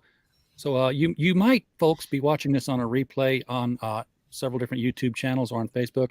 You may also be watching this on a replay on the embed, which will be in the Critical Blast article soon to follow this, which will have beneath it the link to the article that I just put in the chat for Bleeding Fool, and then all of the screenshots in order as which I showed them on here. I'm not going to link to the DailyKos file. You can find that easily enough by Google. You don't need me to do it. Well, it's linked in that Bleeding Fool article, and it's an article. There you go. You can find you can give all there. Yeah, it's all there. We've mentioned it on this live stream. I think what I'll do, RJ, is I'm going to embed this discussion because sometimes you can read stuff and kind of gloss over it, and then you're sort of like, good points were made in this discussion by Pops, by Doc, by Michael, and by you that I hadn't even thought of. And I think that might be helpful to sort of give a little more nuance and context for what's really going on and a new perspective, because I don't think you can look at this any other way than it being wrong, but there's so many different levels that it's wrong on. That it's helpful that you guys have did you notice that they also did this, and I'm like, what? This good is the wrong lasagna. This is like it's a wrong casserole. Yeah. You guys remember them Jungle Juice watermelons where you cut a hole in it and you just poured one bottle after another into it? That's what this 151. Yeah. Yeah, I got sick off that before. This is basically the left will use any means necessary at their disposal to shut down opposing narratives. And that's what they tried to do here. I think what's happening here is we're pushing back. Well, the thing is it's not even an opposing narrative. If they'd read the freaking book, they'd realize that the Cuban American is helping the freaking immigrants. But That they doesn't can't read it yet matter because to it them. doesn't exist. I It know. doesn't matter to When them. you go out in a lie, You're right. It doesn't matter to them, Doc, because that's not the point. The point Exactly. is we want to whip up outrage to shut that campaign down. right? That's it. But Without ever giving Chris, it a you chance. just said it a minute ago, and I think RJ said it too. You can only stretch that rubber band back so far before it snaps back the other way. Yeah. And we have watched the social and political left see just how far they can go with assaults on everything. It's snapping back now. And it started, I think, with Elon Musk buying Twitter and shining a light on that cesspool. Yeah. And how much more is going to come out of it. And they're going to find out quickly that when that big ass rubber band the size of a house snaps back, it's going to sting. And I don't Well, mean it violence. doesn't hurt to have I mean with social movements. I mean with legislation. Backlash. Yeah. It doesn't hurt to have people like Backlash. Ethan and the Cracker and all these other people that are out here shining the light too, that have been doing it Right. for a long time. Right. Eric July. There's a whole bunch of people that have been saying, "Hey, man, a lot of this shit's funky, yo." You Well, know, I told Mike the other day, honestly, before this came up, I said, Mike, I'm kind of tired of us looking like a victim. It's just so old. I just don't want to keep being a crybaby about shit that's happening to us. Because, the Indiegogo thing, it's not just that they shadow ban us, guys. I want you to know it's worse than that. They actually, if you go and click the little heart icon on our Indiegogo campaign, that means you want to follow the campaign And get updates. Did you know that these hidden campaigns, even if you opt in to follow, you do not follow them? You can go to your campaigns I follow page and it won't be listed. And you won't get updates. Nope, you don't get nothing. They've not only hidden them from their users that wouldn't be interested, they've hidden us from the users that have said, please send me updates. So that's insidious. I mean, so we had decided, look, what are we, just an abused spouse? How long are we going to put with this? It's almost like we're a whore that gives really good oral sex and you're embarrassed of us. So you're going to pretend we don't exist. I mean, some of the people that they have hidden are people that have raised $500,000 on their campaign. Shane Davis? You're going to hide Shane Davis, who's raised $500,000?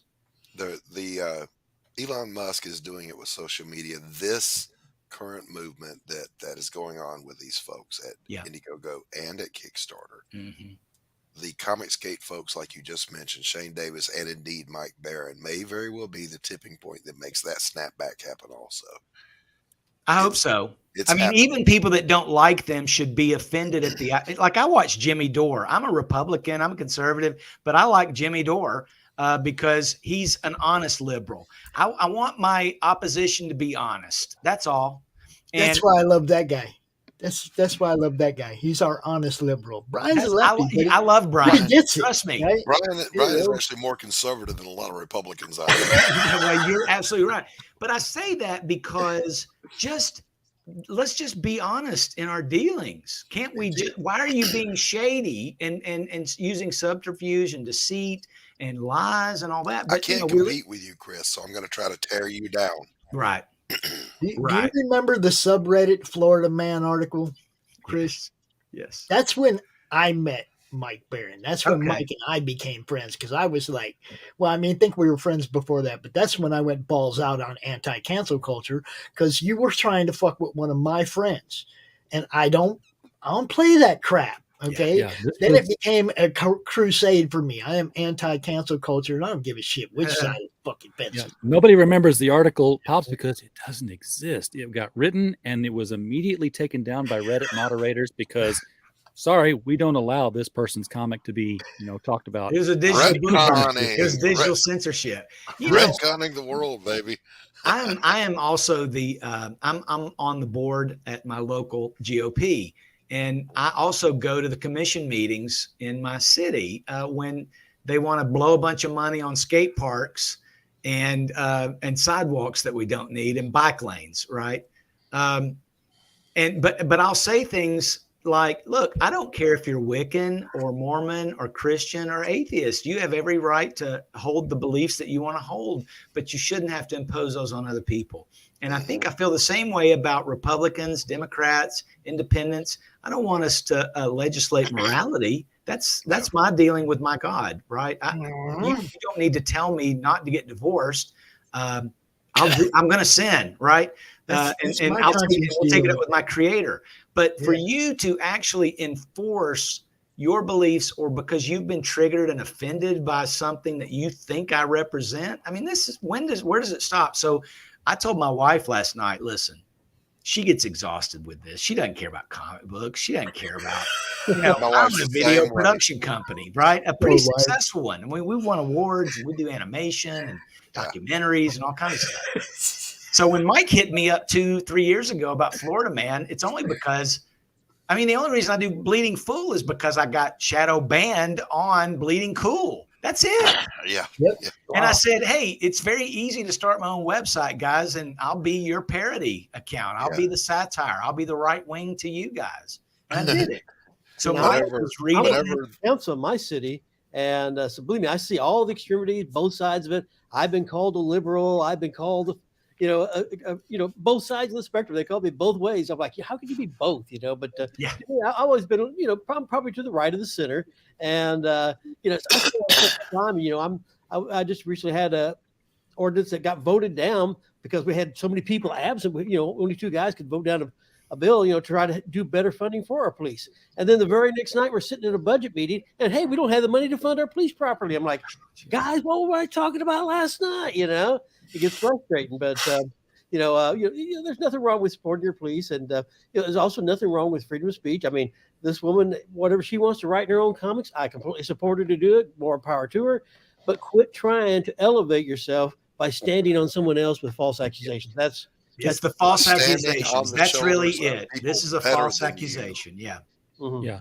And this is like this is like the Willis Tower taking a wrecking ball to the building next door and then saying, hey, we're the tallest building in town.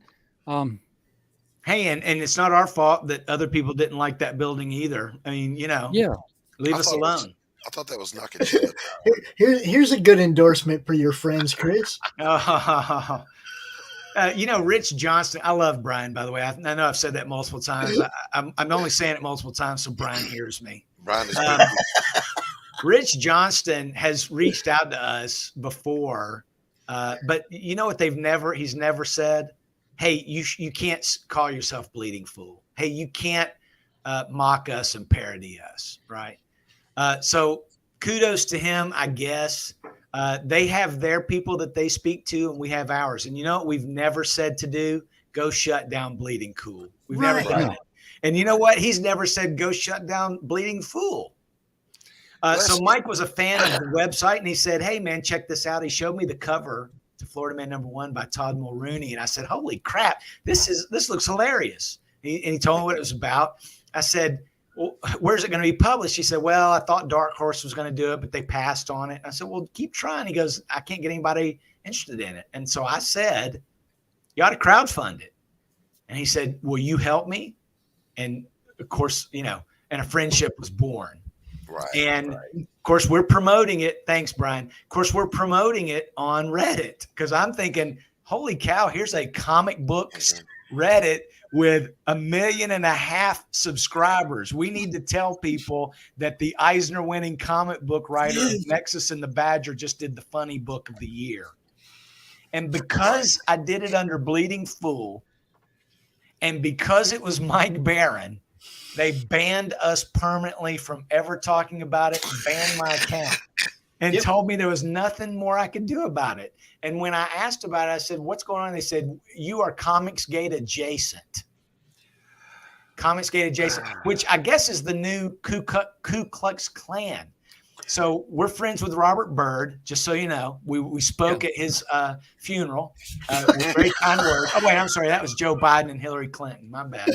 Oh, shit. But they banned us. And you know what? So as Heel versus Babyface made hay about it. Ethan made hay about it. Clownfish TV made hay about it. And we quickly hit our goal. So I must say, I don't want to play victim, but I will gladly hitch our plow to these outrage babies anytime that they present themselves. I'm not going to lie. Fighting them about Florida Man was probably what gave us our initial boost as a network. That's how I found out about you. Yeah. I mean, no, man, you ain't fucking with Mike. Let me give my little thing about Mike. Okay. When you meet somebody online, okay, and you invite them to be on a show or something and you have conversation. When I first met Mike, the first time I sent Mike a message and said, "Hey, man, I want to get you on my show," Mike responded with his phone number and said, "Call me, Pops." That's the kind of guy Mike is, okay? Yeah. He didn't know if I was white, black, purple, green, or any other, didn't know jack about me. He didn't care. He didn't care. He's not a fucking racist. And I hate the way that they use that term. They've watered that term down to the point where it doesn't even have any meaning anymore. It's sad. It's the only brush they know how to paint with.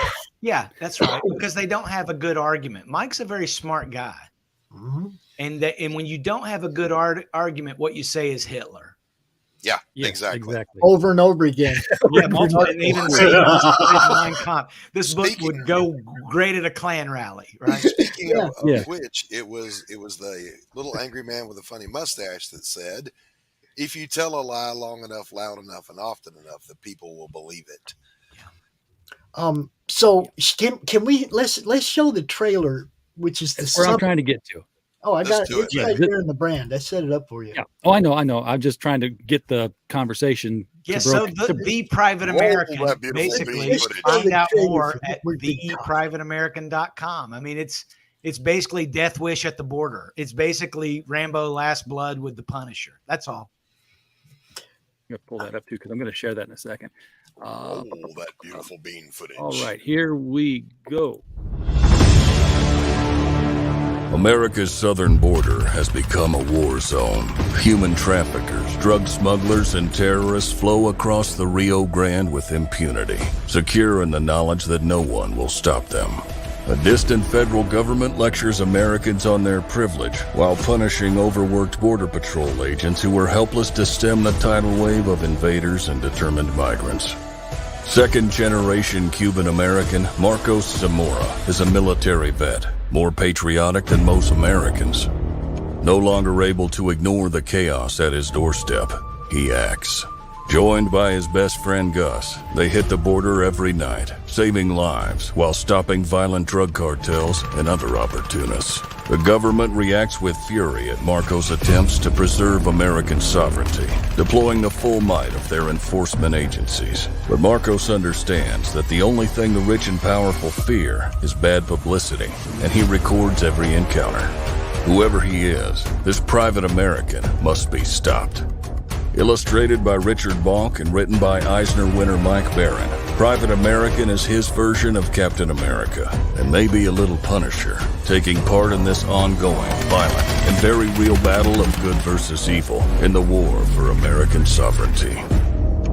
Grab your copy at theprivateamerican.com. We have a secure border, and that is a priority for our administration. Boom. Beautiful stuff. That's Kamala Harris. That's Vice President Kamala Harris. They fear is bad publicity. Yeah. The light being shown on them. Yep. Exactly what you guys did with these idiots. Yeah. Showing the light on them. What else can we do? I mean, what else? I mean, just take it. Just take the abuse and keep quiet. Self-evident, ladies and gentlemen. That's what everybody does. And it's like, I'm just not built that way, guys. I got to come out and say something. When I see injustice, I got to say something. Yeah. You know? But you guys know what I mean when I'm saying, it just gets so exhausting. Sure it does. To have to, it's like I wake up, I've got a list of shit I want to do that day for my video business. And I suddenly get the Kickstarter got suspended. I mean, things just go sideways. Nowhere on that list, Chris, when you got up that morning, was deal with a bunch of SJWs having an I'm offended meltdown pity party. It's true. It's Was true. not on my list of shit to do today. Yeah, I exactly. do got one question, Chris. What's your goal on crowdfunder? $500. Well, let me just kick you over that. Oh, listen at him. I was going to do it myself. I had to. Thank you, boss. There we go. That's how we do it here. I really, Brian Christgau actually kind of, he's been in the chat several times. And Six Gun Gorilla is just a magnificent project. Everybody should get behind it. Absolutely. It is. But he did a experiment with Zoop, which I really, really wanted to hit its goal because it was going to be a full omnibus of everything.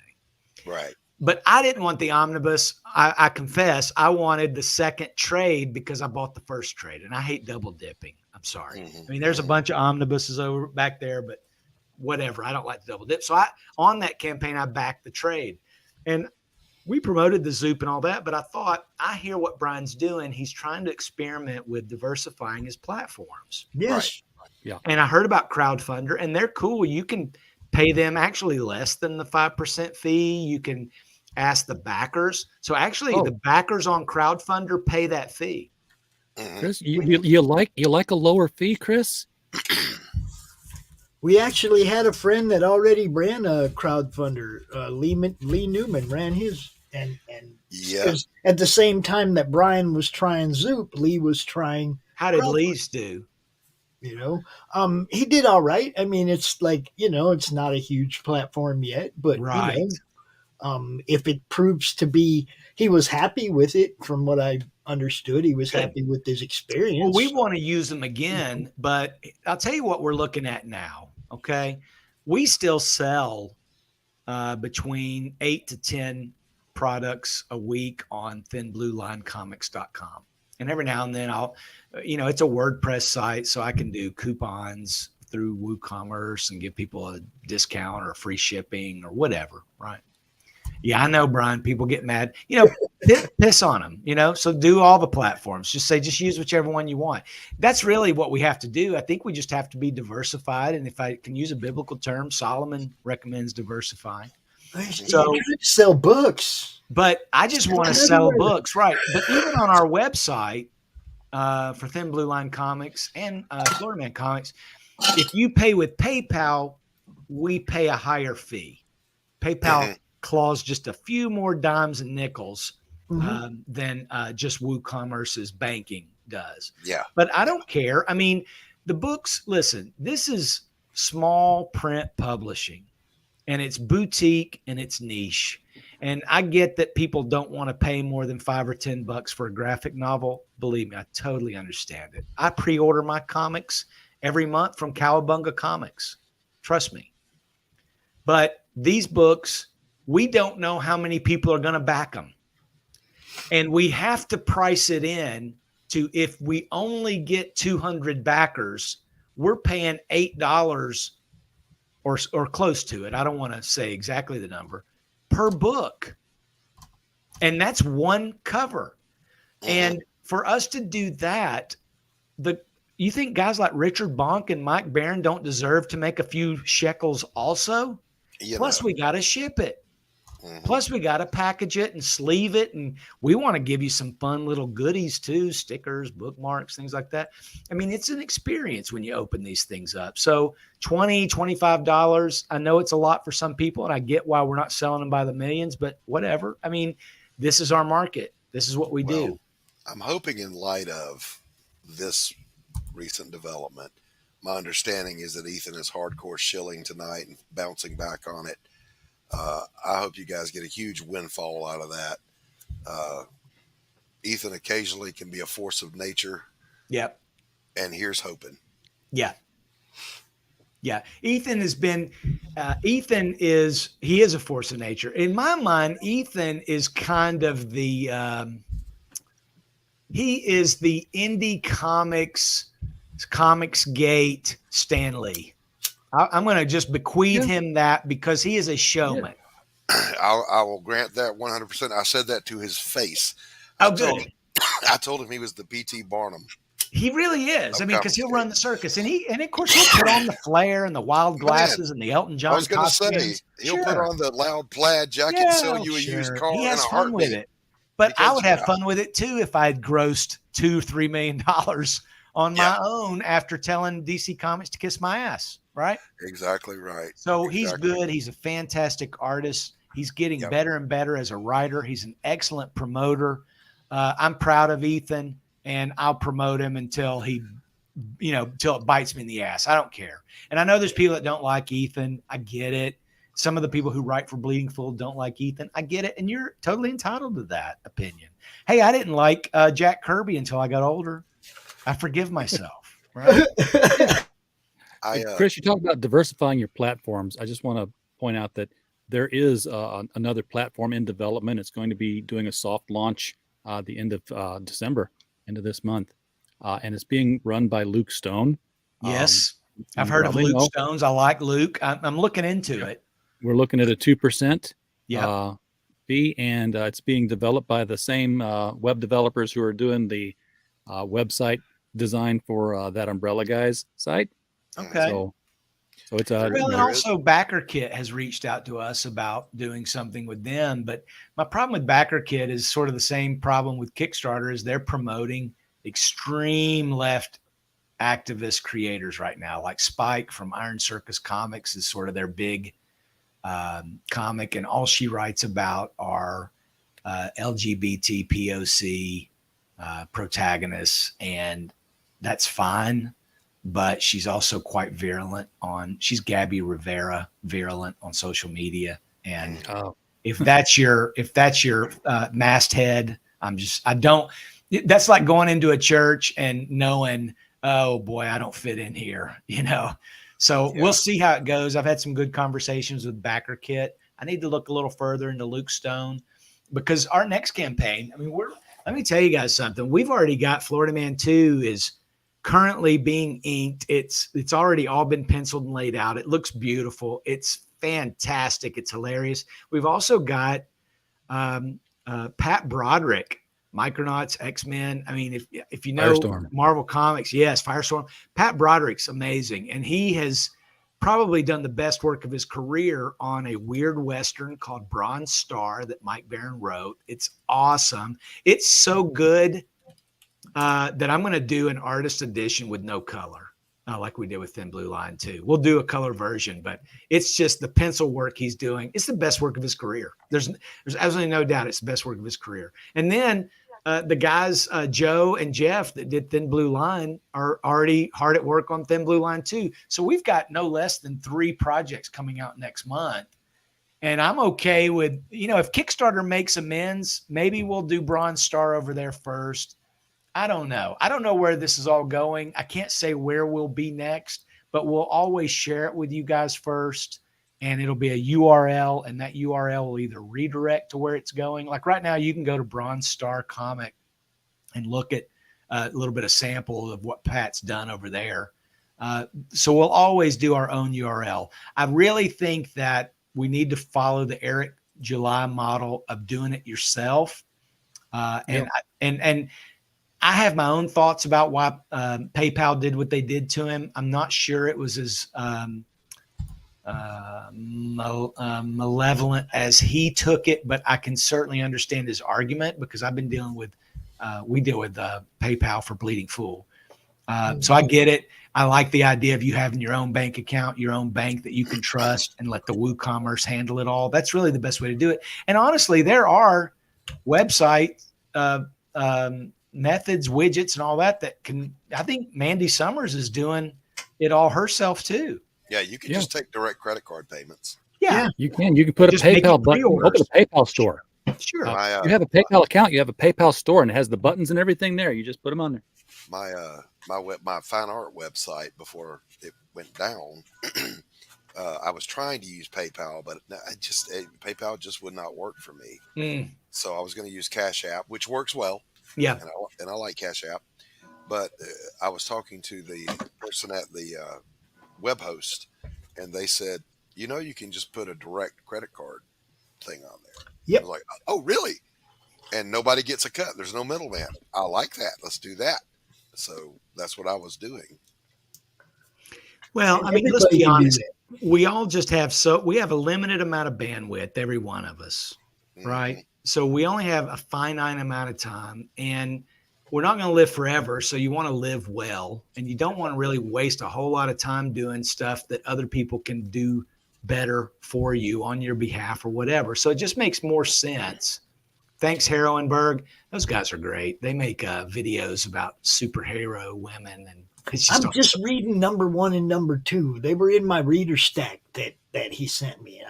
Oh, you got a number 2? You got that's a limited edition, because all the number 2s were accidentally published as number 1s. I'm not making this up, guys. As a matter of fact, I've got it right here. They just sent us our check. Let's see. Here we go. So here's number 2. No, I meant Heroinberg number 2. Oh, thank you. Okay, I thought you said Florida Man a long time my ago. bad. My bad. Yeah, American Mythology screwed up on this. So I'm that's one of the guys that had to collector's tell Mike. edition. I'm one of the guys that had to tell Mike, don't send me the script. Yeah. Don't send it to me. I don't want to read it ahead of time. I want to read it when I get it in my hot little hands. I can't do that. I have to correct that script. And even then I messed up. All right, guys, we're coming up on we're the at 2 hour mark hours. here. I appreciate you guys just listening to me ramble and moan and bitch and cry and laugh. It's just been an emotional roller coaster. I bet. It's No, probably we hard to always get to got sleep you. tonight. We've got your back, Chris. I appreciate it. Michael, this has been a different kind of show than what you're used to doing with me with the LCS guys show. Very comic related, and it shows one of the aspects of the industry, that what comic creators on an independent level have to deal with this kind of BS all the time. Yeah. I Mike, love by the the way, is, conversations that you guys have with Michael, because that's the comic shop era that I love. I grew up, obviously I was a Bronze Age baby, and my first comic was off the spinner rack. It was Hell yeah. Amazing Spider-Man versus Stegron and the Lizard. And it was a Christmas issue with dinosaurs. I was sucked right in. It was that and Conan the Barbarian, and I never looked back. Yeah. So I love the old school way of doing Captain things. America Mad Bomb was my first that I Oh, bought for yes, love myself. it. As a matter of fact, I've got that Comics as for a fun. painting right over there, Mad Bomb. Sure. Yeah. enough. Yeah. Well, Chris, if For you me, like it was Conan the Defenders Barbarian, 10, Thor versus the Hulk. Love it. mine was like a Superman 100 and something. And all I can remember, Here it is. It's in my collection. He was gripping his the letter U in his name and warning the reader that they were next if they didn't stop whatever was happening to him.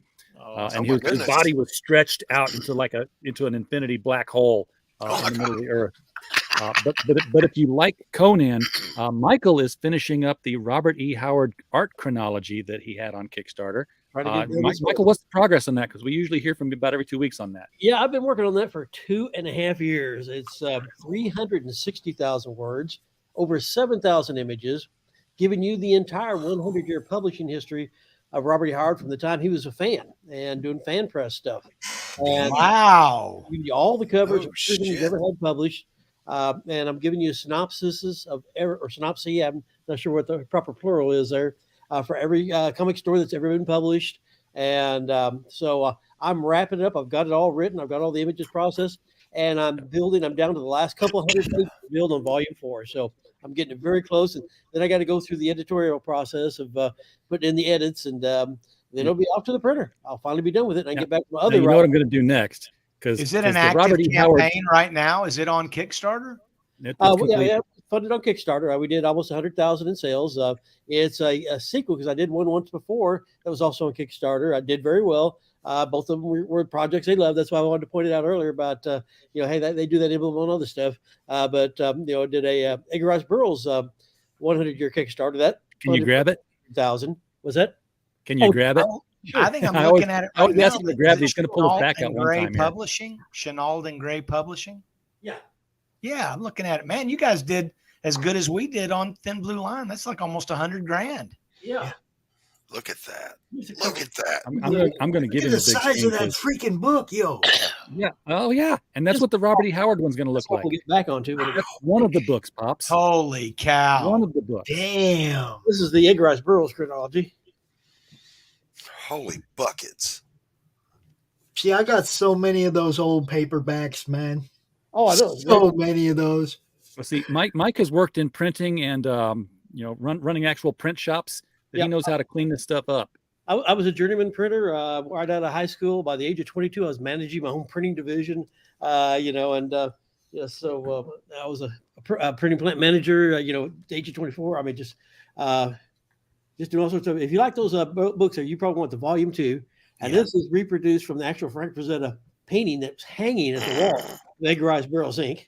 So that's like the best reproduction of that Frazetta painting. Wow.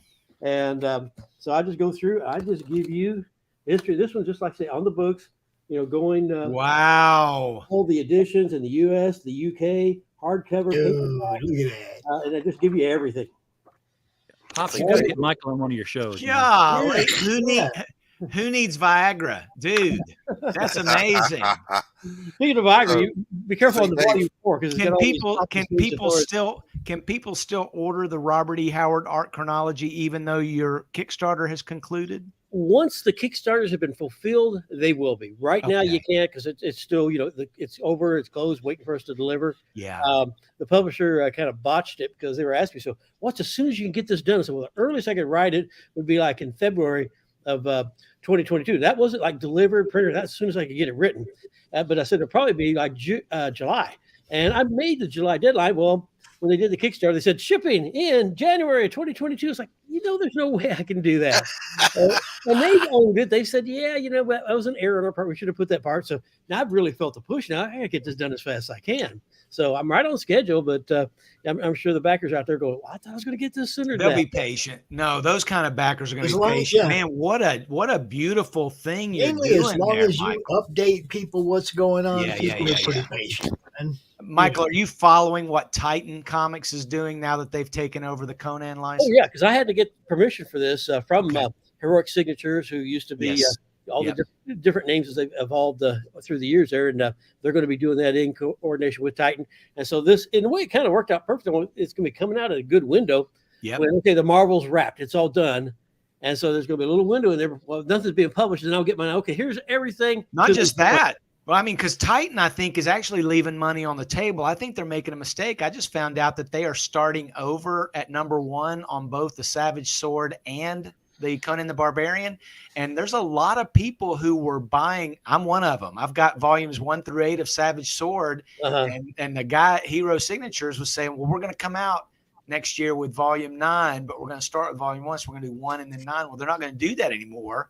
And they're going to make all these people that collected the first 8 volumes of that wait 5 years, I think. And I'm thinking, well, then why did you even bother making the same trade dress as the Marvel stuff if you're going to put off the people that have been spending $100 and something every 3 months for the Marvel?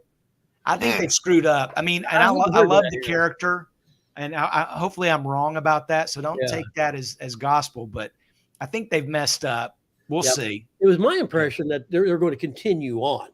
So, I mean, I don't know. I know, but what's the guy that does the big Omnibus YouTube channel? He just came out and showed the artwork for the next 4 Omnibus, and it's all #1 and 2 of both series. Oh, wow. Now do you do the Ablaze? Have you followed any of what they've been doing with the Samir? Oh, yeah. Variant Gasm.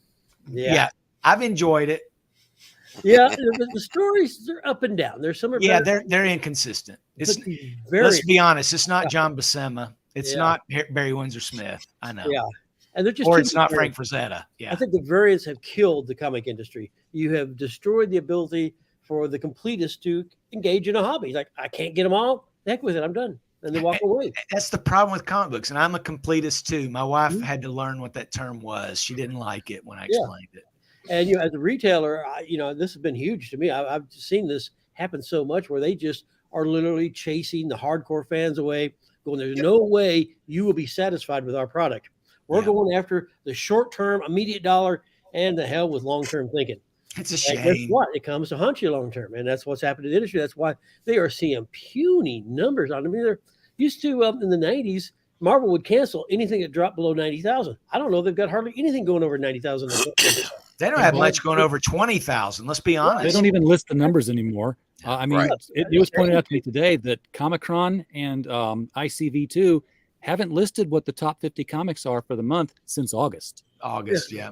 So It's a shame. It's abysmal how bad the print run is. And, that just shows you comic book stores closing. That's why when the pandemic hit, I had just signed a contract to do this also, along with several new of my Wild Stars novels. So I've got that going on. Nice. And Damn, this is actually an omnibus collecting the first 4. Number 5 just came out in a book edition this year. Number 6 is about to wrap up.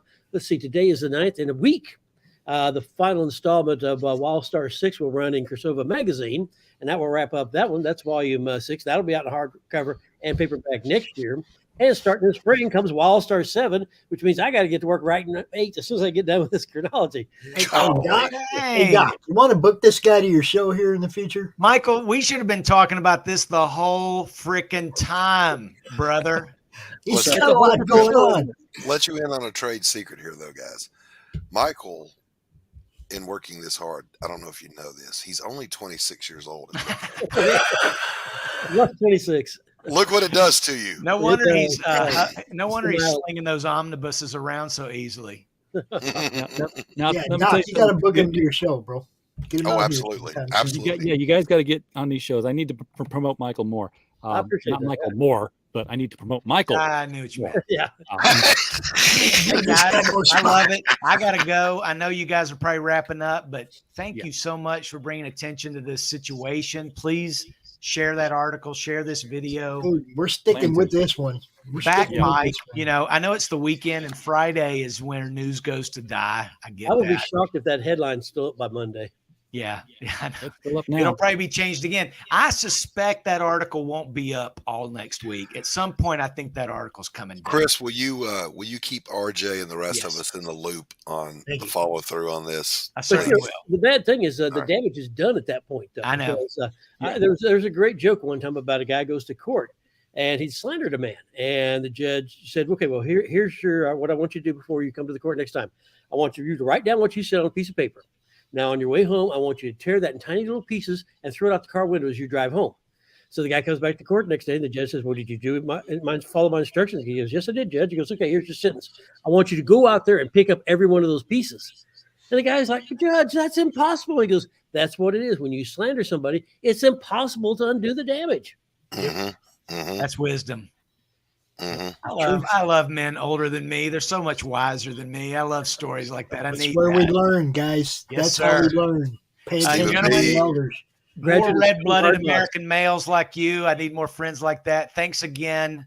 I'm signing off. I love you all. I love this industry. I love Comicsgate. I love indie comics. I love comics. I love the world. So let's all. It's Christmas.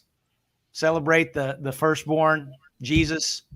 Follow him. Trust me, you won't screw up if you do. And if you don't, come ask me about him. I'll tell you all about him. All right.